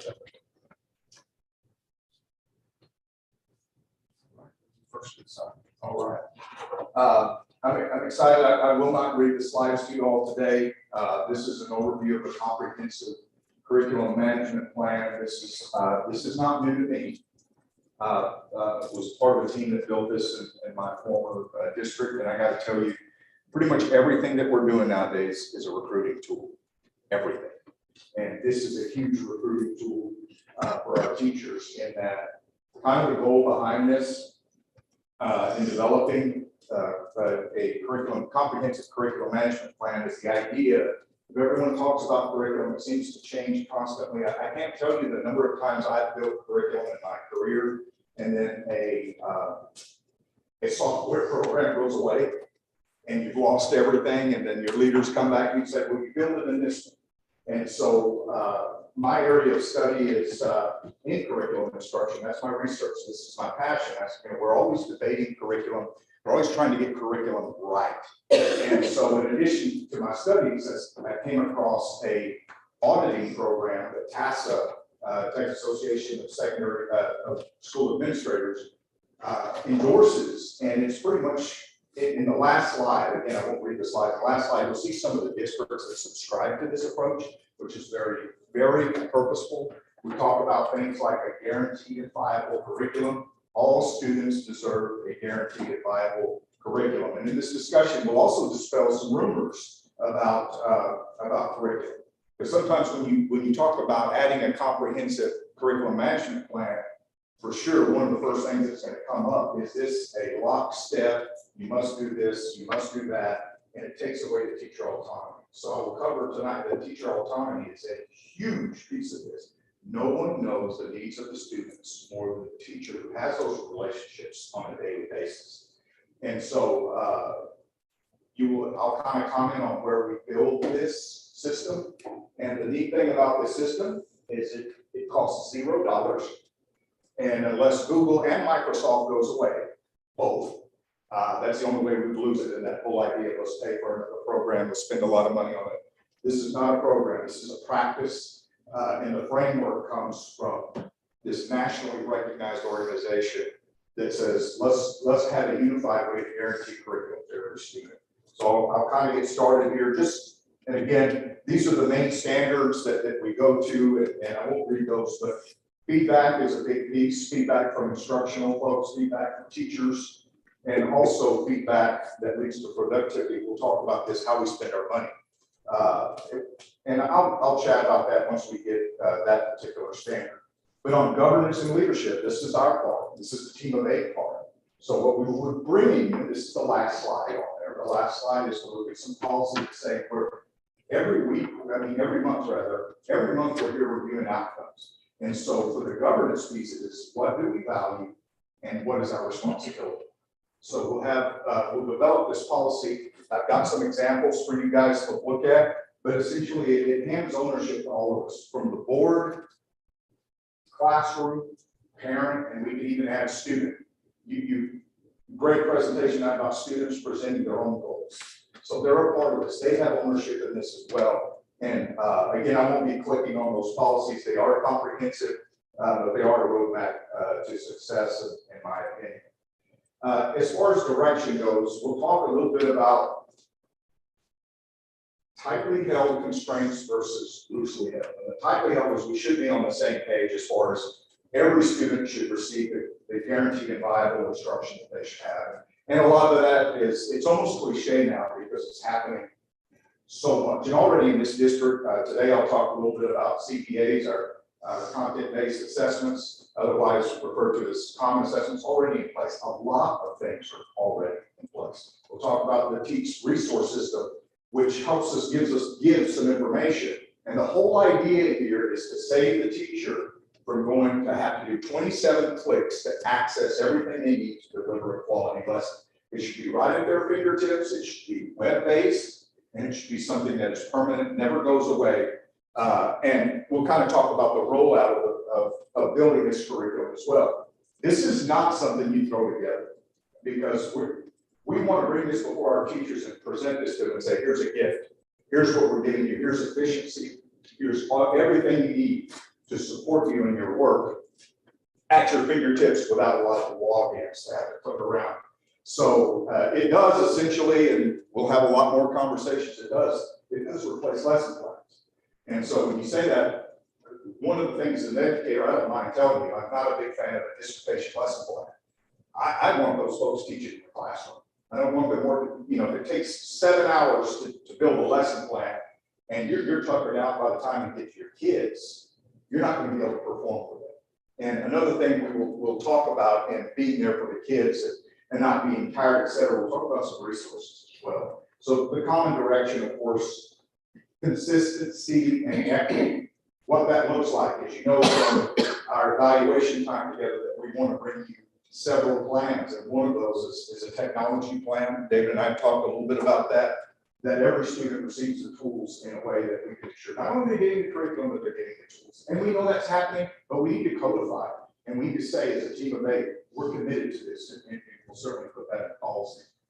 And then again, the feedback and assessment, I've already talked about that. CPAs are already in place. So this isn't going to be reinventing the wheel in any way. There's great things already going. It's more of just placing it in a system that makes it efficient for teachers. So teachers have more opportunities to spend time with their families versus looking for a whole bunch of resources, looking for lesson plans. I really feel that long-term this is going to be a significant recruiter for us.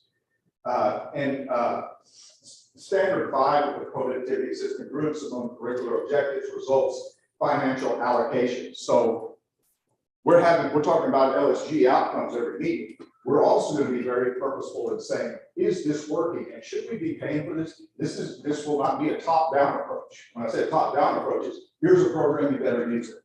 No. We want programs that produce outcomes that are measurable so that we can put the funding in the right place. So along with everything you're hearing here, every report you hear, it's that next level of, okay, so where is the support going? You guys are in charge of budgets, right? And approving budget. Is it going to those places where we need it most? And I'll give you an example. There are a ton of programs that we already have in place. This is not new. One of them being our single sign-on. A single sign-on is where your younger students, it's one-click way to sign in. And what single sign-on also does is it tracks usage, it tracks which programs we're using. If we're spending $60,000 on a program that no one is using, that single sign-on data collection will show us Why are we doing that? Let's put the resources in the hands of students. Let's put the resources in the hands of teachers. It will all be traceable, and these are things that we already have. That will be a natural part of us measuring and putting our money where the results are. This is the most important slide for teachers.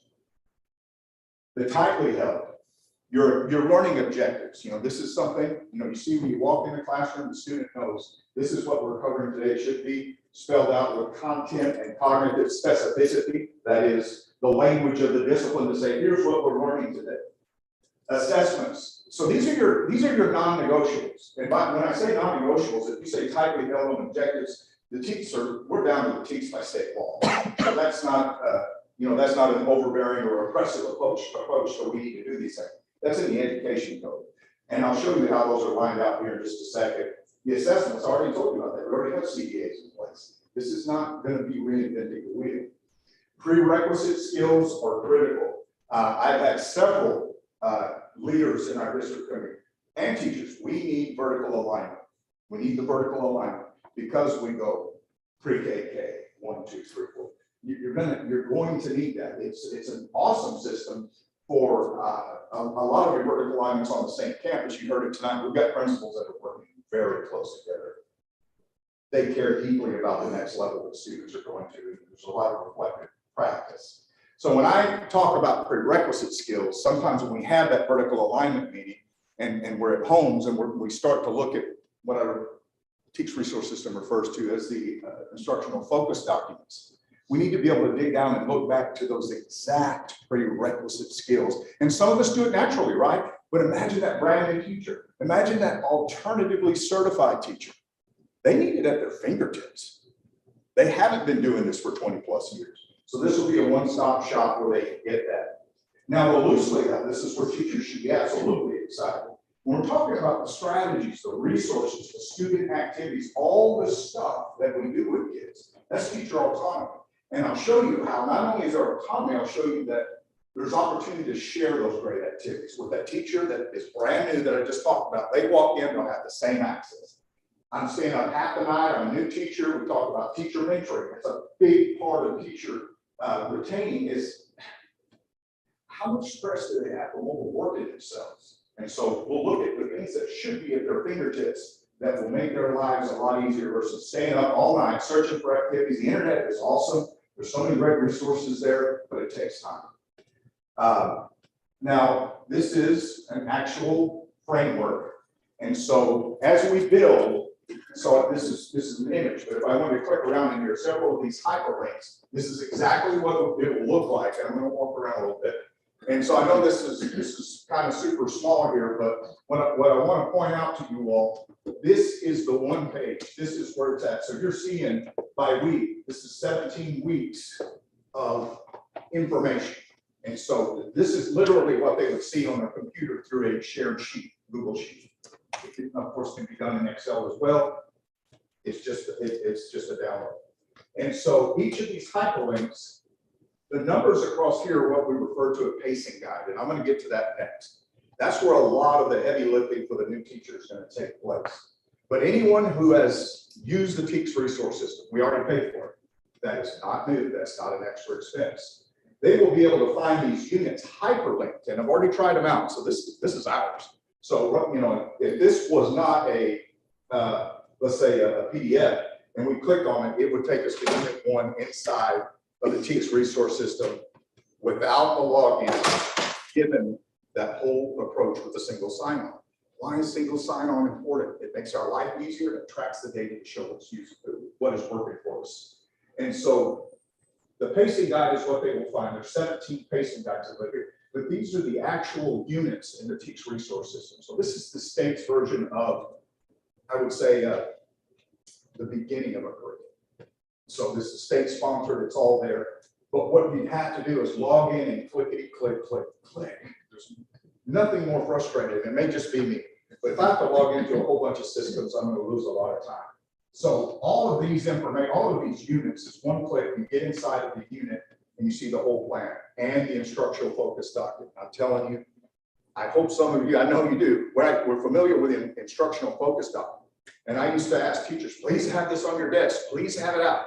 I referred to the blue words, and the blue words are, this is how you teach the objective. Exactly how you teach the objective, as far as we used to, in the old days when I was in the classroom, there was a lot of debate on what we cover within the generalized team. It's very general. How do we do it? If you get to an IFD, and I refer to the blue words, it drills it down that this is your responsibility, right? This is your responsibility, Lady Roberts. This is your responsibility, Chair. It shows you where you are, so you don't get out of your lane and say, well, you know, I really love teaching these concepts. Awesome, but that's not your lane. And that's part of providing a guaranteed viable curriculum. It keeps us in our lanes to ensure we don't miss a step, we don't miss what I referred to earlier as a prerequisite skill. Off to the left side here, another thing that we always tell teachers, differentiate, differentiate. That's hard. You've got a whole bunch of students in there with a whole bunch of needs, but right here, what we embed in here is everything from content-specific vocabulary that we should focus on, GT accommodations and enrichment, I should say, for GT special education, ELPS for our emerging bilingual. The students will have all that there. And remember, those are different logins at times and a ton of different clicks. I need you to work with our emerging bilingual students. The accommodation, the ELPS will be right there for you to access. So again, this is a recruiting tool. This is a one-stop shop. You can get to your units at the top. You can get to your common assessments. We've got to get away from this idea of, which was prevalent some time back, that your common assessments are a secret and no one can know, and we're going to judge you, and we're going to point at you and say, why aren't you better, why aren't you this and that? No. How about we actually have a look at the assessment and begin with the end in mind and say, we know where we got to go. We need to teach the prerequisite skills to get there. And this will all be there for our students and for our teachers to access to teach students. The next portion, now remember, I showed you the 1 through 17 across the top. This part will be the most significant work that we do. So when you click on the 1 through 17, a document like this comes up. And again, everything is there for the teacher. We talk about TEKS nomenclature that you see at the top. We talk about formative assessment, cognitive assessment. It's all there for you. Now, everything in blue is tightly held. Remember that? That's non-negotiable. We need to be doing those things. We need to be teaching the state prescribed curriculum, which we are. All we're doing is saying it's right here for you to reference it instead of reference the paper lesson plan or shuffling through things. Now, I'm really excited about the white area at the bottom. That is the loosely held. That is a part where we're going to work with teachers. And this first line that you see right over here, this first line are suggested strategies and activities. And if you're watching the legislature, they're talking about right now about providing us with some high quality instructional tools. In my past experience, we have some of these with our adoptions, right? With our adoption, we have various resources in our adoptions, our textbooks. So we just put it one click away. But I'm really excited about it, and I hope this comes to fruition, that the legislature will move forward with an even more robust set of resources. These are only suggested. I'm a brand new teacher. I'm doing this. I'm a veteran teacher. Well, I took a look at that, and let me tell you what, I kind of like the way I cover it better, and I've got results. Well, awesome, we'll do it your way. And then we get down to aligned activities and other resources. And my favorite one will live down here. It's called Teacher Share. And so Teacher Share is, we have these lessons that we feel are best practices, model lessons.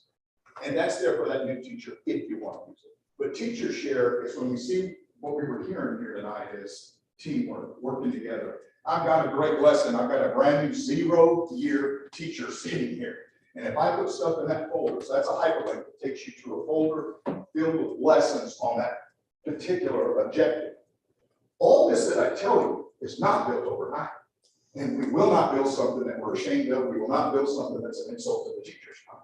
So all of this will be built over time and in layers. The first layers will come with a tightly held. And you say, well, the tightly held, that doesn't give you much. No, but that gives you that IFD. And I'm telling you, that's one of the most powerful tools I've ever seen in instruction. I know as a brand new teacher, and veterans, they probably quote it off the top of their head, that's awesome. But we're in a time where we're trying to recruit and retain a whole lot of new teachers. If we can put this in their hand, they do not have to have the experience to have these memorized. They can click on it, refresh their memory without losing a lot of time, especially in the evening. So that's where we're going. We're gonna build a tight email first. We're gonna start with elementary. And again, if I go back to this, if you look how comprehensive this is, we've had some discussion on this, and most of you had heard this part. So we can launch this right now. That whole thing's good. But one of the voices that came up said, well, wait a minute, maybe we want to break it down and look at our pacing guide. The Bay City ISD, maybe, we're doing some things that our teachers may want to put something in a different place. And in your policy, in that board policy, it tells teachers how they can adjust the timeline, who they need to talk to adjust the time. So nothing is concrete, nothing is frozen. We're going to do what's best for kids, and through policy, we'll outline how all of that changes. So the conversation was, we may just jump in with that, and there's a few nuances for that. We may go and move some things around. In my former district, I think we had one, maybe two adjustments to the timeline, maybe one or two, and it was in fifth grade science. And so the fifth grade science teachers came together, and we said we had 5 campuses.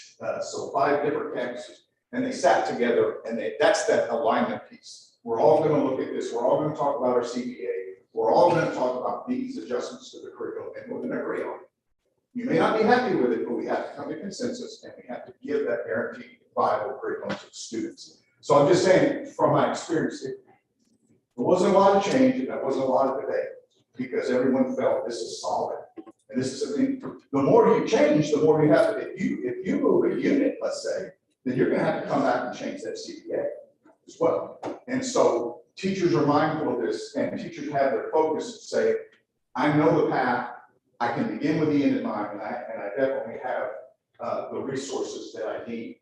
And really, the remainder of the slides here, I just want you to know, is mainly about implementation. Implementation is pretty fluid because we're not starting from scratch. We're way ahead of the first time I put something together like this with a team of educators that are completely dedicated to building this for themselves. It's for them. When you're done, it's forever and it's yours. And then you're only making minor tweaks. But that whole idea of making it accessible at your fingertips, eliminating lesson plans, making it convenient for the teacher, that's what we want. We want this to be a recruiting tool. We want people talking about this. And that means we may need to change it. If the teachers need something different or a different piece of information, we need to be able to modify that and adjust. Some of the school districts that I listed on this last slide, you can go to their website, they have a very similar model, but it is not identical. This is to be built with the local contextual environment in mind. We're going to do what's for us, and we're going to change it to meet our needs. And so that will be, as you see there, that will be coming out in a proposed policy for EH local, for the board, for all of us to codify our commitment to quality instruction, to monitor and to fund it. Now, I did talk as fast as I could, and you probably could tell. So really, those are the 2 pages that I see as being most significant. Everything else is a whole lot about why we do it, and yes, that's all important. And, administration, governing bodies, that's our stuff. But these 2 slides are for teachers. And so this is what I want to get going as soon as possible. We'll start with the elementary grades, tightly held, we'll layer that in. And when we like it, we'll move on. And as a board, you will tell me, you may say, I thought we did the curriculum work. Curriculum work never ends. Behavior management never ends. You tweak it, everything never ends. That's a good thing. We should be looking back at our data, reflecting and making changes as needed. So I think this is going to take us to the next level with convenience and respect for our teachers, coupled with, it was mentioned tonight about Skyward Cumulative coming in. And the big deal with Skyward Cumulative, we heard about the amount of time that it takes to do these types of reports. That is because the first sign of a bad program is PDF outputs. Am I not right? That's When right. you get nothing but a PDF. And so Skyward Cumulative is the be-all, it's the truth. Everything you get is exportable into data systems that you can move so fast through. I mean, you can literally fly through the information and get it to teachers. And the RTI piece that we mentioned right now, and we don't have to completely do away with DMAT, because what I did in my former district, I said, hey, teachers, would you like to try this one?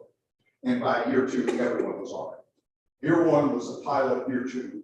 So I'm just saying, I would like to tell our teachers, if you want a pilot and you want to continue the hard work of reading PDFs, you want to continue the hard work of just laborious type work and getting data, or it feeds all of this into Skyward Cumulative, where what else lives? So if we're talking RTI, we're talking mainly academic outputs, academic results.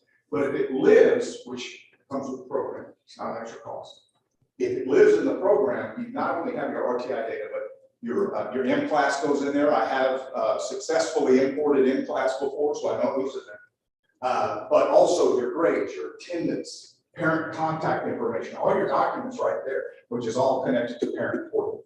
This is what brings everything together. A quality data management system, a quality comprehensive curriculum management plan. It will not be built overnight, but it's worth the effort to come and build it in layers, because the end result is teachers have something in their hand. I really hope the state comes through with those resources, because it would just take it to another level. Questions, comments, anything I can entertain? I know that that's a lot, and it is a huge project, but it will be built in layers, and we will focus on the elementary levels first. We do have in the former district, so when I told teachers this, they said this: it's ours, we want to build it. No one was forced to build it. Nobody, no one, we can get Travis Brown on the phone right now. No one was forced to do it. So what we did was to incentivize it. We offered them, if they wanted to build some of this stuff for themselves, because they write lesson plans already, then you write them over, you write them over. This is something more permanent. We built in, and we have the funding worked out already. We built in, not that you have to build a module by the hour and the stopwatch. The completed module is worth X amount of dollars. And so the teacher said, wait a minute, I mean, I can build this at my own pace, and I get paid when I'm done. First of all, you don't have to. Don't have to build anything.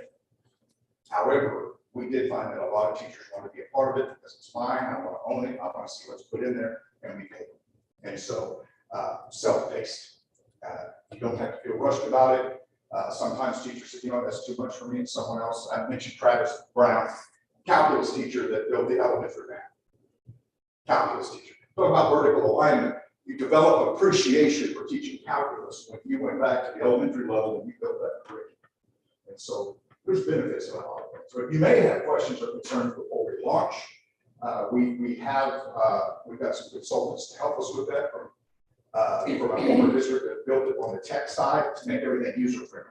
Because like I said, if we just wanted to run with it, we would be primarily building the second slide, but we want to personalize it. Questions, comments?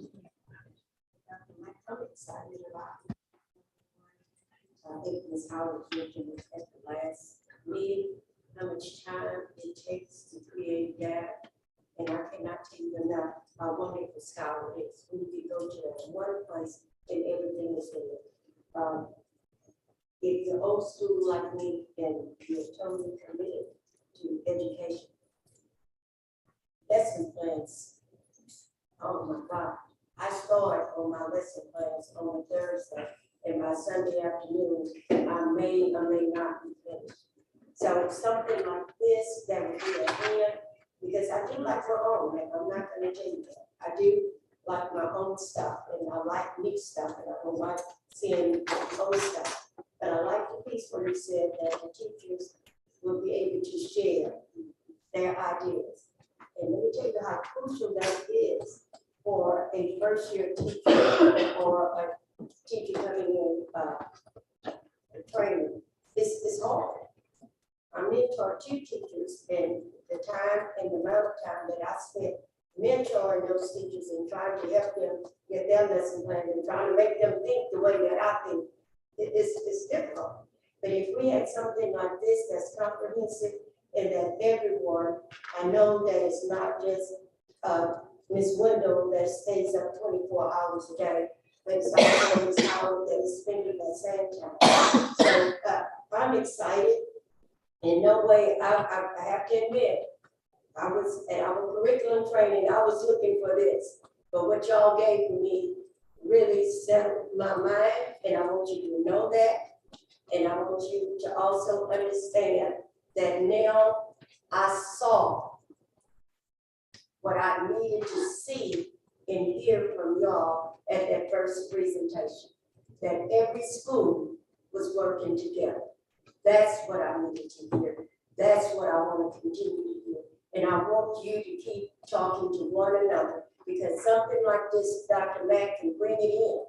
But if there's not any feedback from the different campuses and the different people that's involved in that, this is not going to make a difference. So it's going to take everybody, starting, like you say, from the board on down. I think it was Ms. Reyes said the same thing. If you're in education long enough, everything recycles. Everything recycles. So it's what was good 5 years ago, someone threw out, but trust me, it's gonna come back again. That's education. So Dr. Mack, I'm hoping that this, what you're going to present to us, can be the end of some of our nightmares and some of the stresses for those beginning teachers. It's a stressor. It is a stressor. So if you have something like this, I am excited and I want to dig into it more, and I'm ready. I'm ready for it. I'm ready to see what you have lined out and how it's gonna work for all of this. The rollout's a lot of fun. We'll typically go to a campus and show it. Let's all click around this steps where you're at. The rollout is the funnest part, and all the work is done. And again, it will not be done overnight. I have up here, which is the organization that does it. There's 3 levels of certification, and I've encouraged our staff that if they want to do that, it's one of the best things I've ever done, and it adds to the staff members' value in that it is a certification. There's 3 levels of certification with curriculum work, all sanctioned by TASA, good stuff. And if you have someone who come do this for you, it's tens of thousands of dollars. When I did it, people, okay, so it's about $3,000 for all the certifications. But if you're gonna pay a stranger to come and do it, they're gonna leave. And how much time are you gonna have with it? That's that binder that who knows where that thing is. It's a cost savings to kind of even train our people on this to where they feel comfortable. But you know what, I went through the training also, and as you mentioned, everything is up. This is public education. Everything is now legal. And so, yes, we need the feedback. It says that that's one of the standards, feedback. We will change it as needed to meet the needs. So I appreciate it. I know you mentioned that you have somewhat shown the principals, I don't know to what extent you have shown administrators. Have any teachers seen this? Have you gotten there yet, or were you presenting to us? Presenting to you all, and then the next portion of the rollout will be to work with Ms. Joanne Cara from Medina Valley to help the teachers frame this out. But no, this is something you definitely want to pull the tarp off of when it's done. Okay. If it's a staff thing, it's like, oh, I hope this thing works. But there's something about when you roll it out and you give everyone the login. As a matter of fact, you know, it's protected on the website. It's protected access, but they literally go straight to the website. There's just nothing other than I go to my school website, click curriculum, and take off with it. So I'm not saying that's the best way. I'm saying when we did it, it was pretty awesome to say no need for concern or worry. What does this mean to me? Here it is. What do you think about it? And the answers were resounding that it saved so much time. And again, it doesn't meet the needs. We will sculpt it to meet the needs. That's the whole thing. We've lost the goal if putting something out that doesn't make life easier. President Westmoreland, can I share with you that when he shared this with us, this was super exciting. I have already been meeting with my pre-K team because we do themes and they change rooms every 3 weeks. And so we were already discussing something like this. So to me, especially with the new pre-K guidelines have just been updated to the 2022, this is going to be a powerful force. We were already looking at doing something like this because every 3rd week they're moving to another environment and they've got to pick up and either create their own or pick up where someone else left off. This is going to make that process seamless. Great. And so we were already looking at doing something like this. So I am super appreciative that Dr. Mack is bringing this in and just want to really kind of spearhead it for us. Great. And the launch of it is very similar in that you mention it to them and you tell them about a conservative approach to building it, and they demand, build now, build. I'm like, okay, let's not bite off more than we can chew, because this has to be something we present to teachers that is the best work that we produce, that they buy into just by seeing it alone and being able to put around. So I'm sure we will accelerate. We've got many GT principals in the audience here who have put a lot of pressure on me saying, I know you said we're going to start here and build, but we want to get started. So I may cave to that as well, so we can get started. The motivation, again, it all comes from teamwork. Great. Are there any other questions? We want to roll it out next year. So we have to consider EH local. Well, we'll begin, and again, if we just used it as is, because it does work. Even I was like, I wonder how the points are work, but I brought it over with me, but I was working with me together. So there's a lot that we already done, but I do respect that piece of, we should do the process so that it's ours and we're not just using, it's a top down, here, use this, right? It's actually meaningful. So yes, I would want to launch a version, and remember, it will not be complete. I'm transcribable. You don't build something like this in a short amount of time. And also with a bigger school district, they have a lot more resources, a lot more people working on it. But yes, it would be to focus on, let's say, elementary campus, roll that out next year.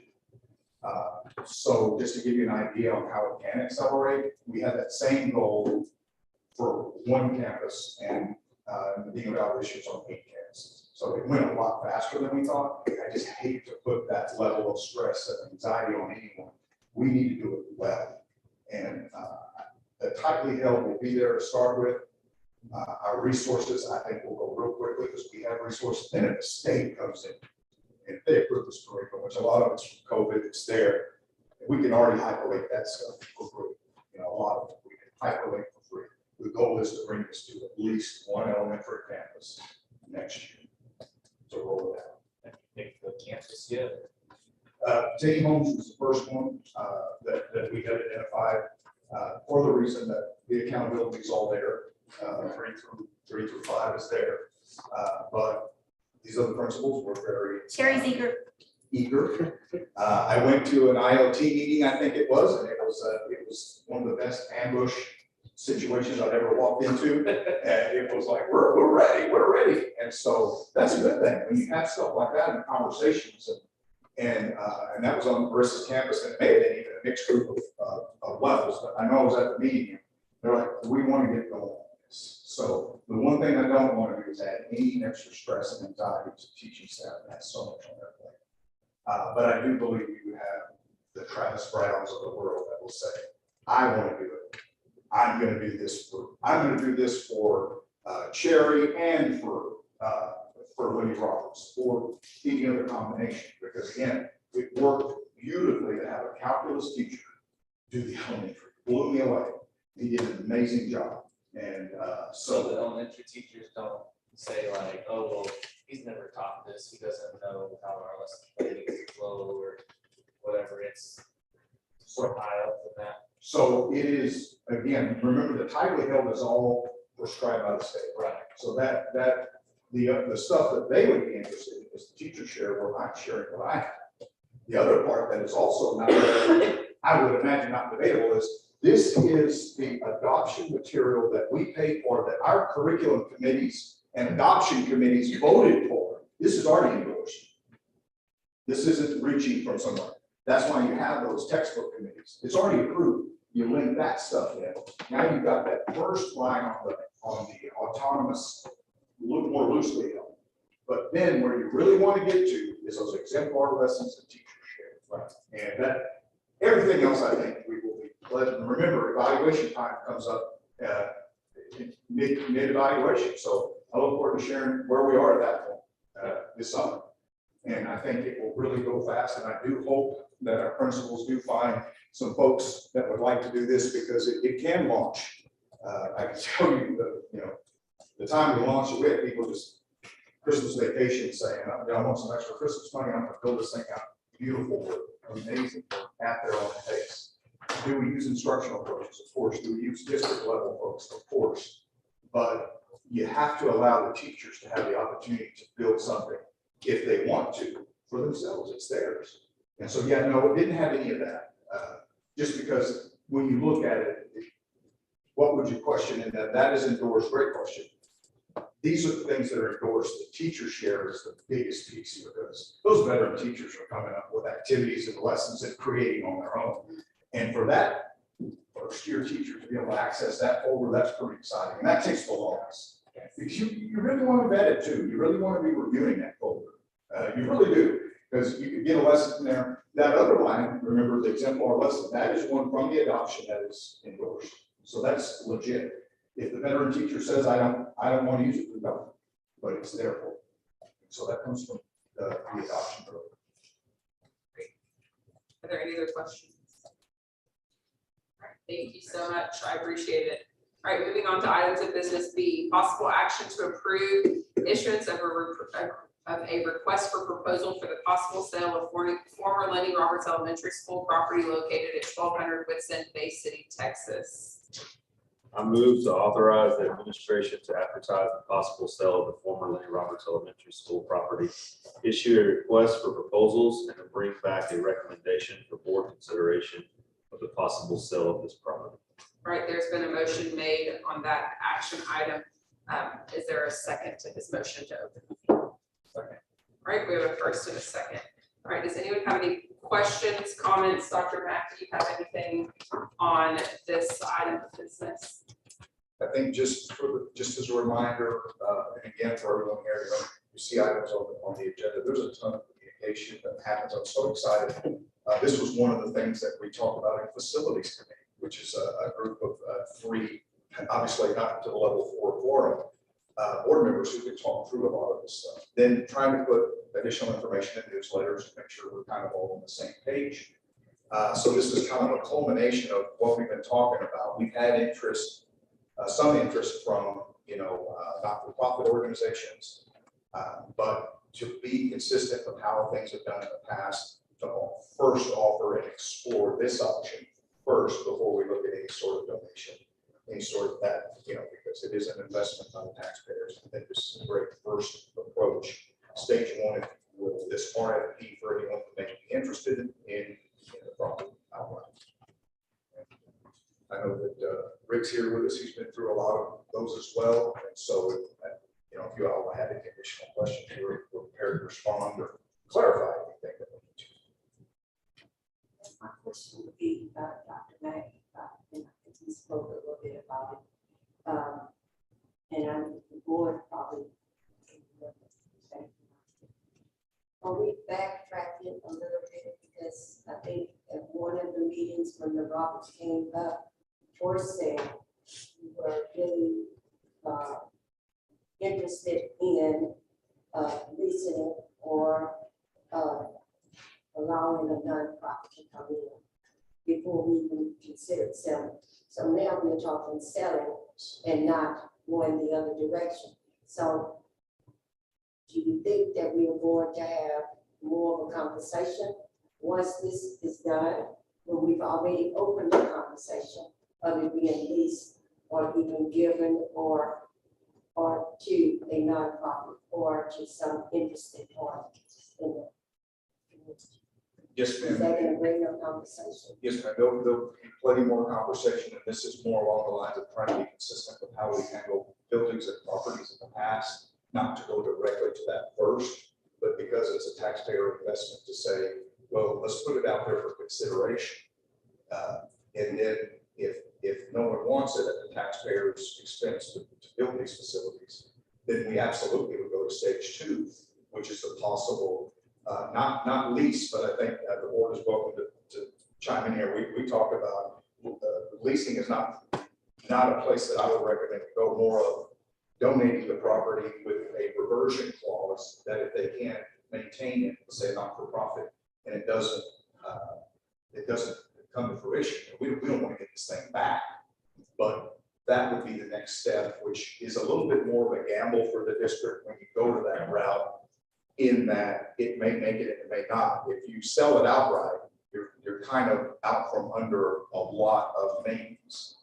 And you're right, we have had those conversations, and my concern in some of those conversations are, for example, a conversation with one organization, and they still don't have their not-for-profit status, disqualified. And so that would give them more time as well. So we're doing our due diligence for the taxpayers' dollar and exploring it. And there'll be a lot more conversation because there are legal opinions on what is a viable bid and market value. You have flexibility. So you may even have a situation where a not-for-profit comes in and says, look, let's do it. You know, we have investors, which has been mentioned, but nothing has been brought to us. We don't have that, which is too much of a gamble at this point. But that would be somewhere we would definitely go. Okay, and I guess this question is more for Rick. Rick, before, see, you're talking before, and I'm remembering before, not-for-profits or for use of educational purposes only. Those buildings were leased for like $1 a year or whatever. With same stipulations, we draw a line, we're not going to do this, we're not going to do that. That's your responsibility. So my question is, and I hope you understand what I'm saying, to that same verbiage as we move forward to this, because I really anticipate you may get a little drawback because that's not the way that we presented it from onset.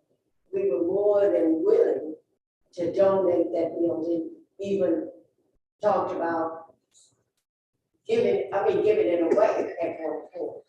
And I have documented in some of our notes. So we may need to go back and look and make sure that we are on that same page. And if we go that route, we want to make sure we're using the same verbiage. You know, and I'm gonna take this, Hilliard was leased to Head Start for what, $1 a year? I mean, I don't know. I don't think it was any consideration of money. Okay. It was leased many years ago. Many Not years leased, but it's not really a lease. It's an agreement between that entity and school district. It was, you know, probably, I'm not exactly sure, maybe 40 years ago. And so on that property. Do we still pay windstorm on that facility or does it go? Yes, we did. So that's a huge expense on the board to do that. So we also pay all of the upkeep as a like. No, ma'am. No, okay. No, ma'am. The agreement is such that the entity that operates Head Start, they pay all the upkeep, repair, maintenance, all that kind of good stuff. Did they, do we mow that or okay? Yeah, they do everything maintenance wise on that facility whatsoever. But we do pay the windstorm insurance for that facility, which is a large amount. And then going back to the 16th Street school, which was the old Bay City Junior High, Bay City Intermediate School, Bay City Middle School, whichever one you want to call it, 16th Street School, which we did sell to Lennon Associates. At that point, we did go out just like this, an RFP to sell that property. And we did sell that property. It was many years after. So Right, I mean, yes, Hilliard was way before my time, but as whenever the district got into agreement with Head Start. But the last time we did sell, they see Intermediate School, was it 3 names? I always just say 16th Street School. I just said Bay City Junior High, it's Bay City Junior High. Yeah. But anyways, we'll make sure everybody knows what I'm talking about. Yes. When we sold that to the entity that bought it, then we did the exact same thing, went out for RFP just like we're doing right now. And that way, people in the community, I agree with Dr. McKay that, you know, it's taxpayer dollars that bought the property years ago. And so therefore, you know, I'm just saying that's the way I think we should do it also. Yeah. And that's what I was asking, just make sure that we're doing the same. But it's the exact same. Because I think, Yes, like I yes. said, Right. I did. I understand what you're And saying, that's- but yeah. And that's one of the reasons that we have gone back after all of the conversations and all the information that's been given in the board documents and the newsletters, is because we realized this is how we've done it in the past. So we need to be true to how we've done it. and continue the process. So we're starting here. That doesn't mean we're not going to get to be able to go out to the 501, the nonprofits or any of that. But in the past, we have started with posting for sales. And then if nothing comes from that, then we will, and there's a timeline of it. Everything has to fall legally under a specific time frame. Then it has to be posted and this and that. And so we'll legally do what we need to do. And then at that point, it'll come back to the board. Whether we get something or we don't, it's going to come back to the board table and we'll continue to be informed through our board briefings and emails and conversations. That is correct. Okay, are there any other questions before we move forward on a vote? All right, hearing none, all in favor? Aye. Opposed? Motion passes 5-0. All right, we will convene into closed session for personnel matters. If necessary, may be taken into closed session pursuant to Texas Government Code 551.074. Deliberate the appointment, employment evaluation, resignation, duties, discipline, or dismissal of public officer or employee, including contract recommendations for campus and district level administrators and teachers. The time is 8:20. We'll move into closed session.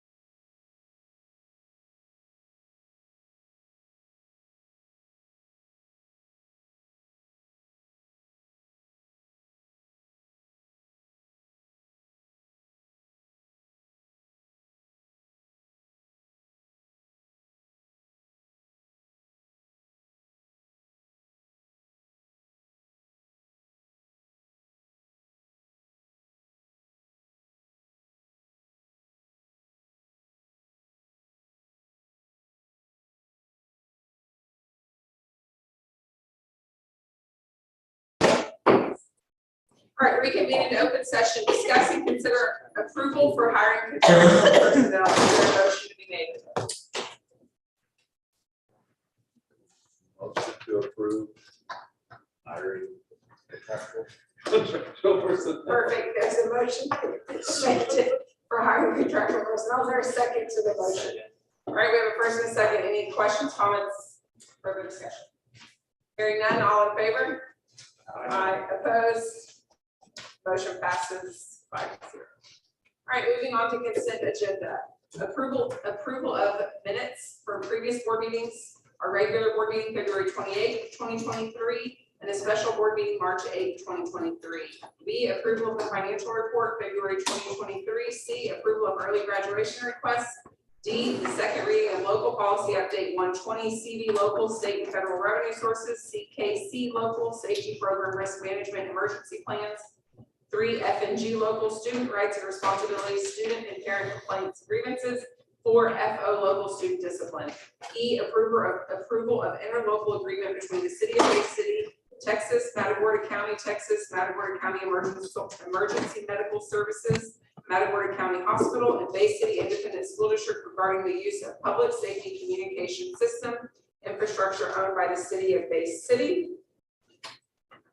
Is there anything that anyone would like to remove for individual discussion? All right, hearing none, is there a motion to be made?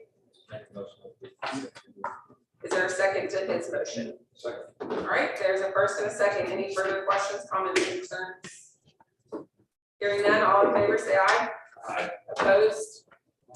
Motion passes 5-0. Is there anything else before we take the last item of business? Thank you all for all that y'all did tonight and presenting all that your staff is doing. It is absolutely fantastic. All right, last item of business, adjournment. Is there a motion to be made? All right, is there a second to her motion? Second. All right, there's a first and a second. Any further comments, questions, concerns? Hearing none, all in favor say aye. Opposed? Motion passes 5-0. Have a great night. It is 9:13.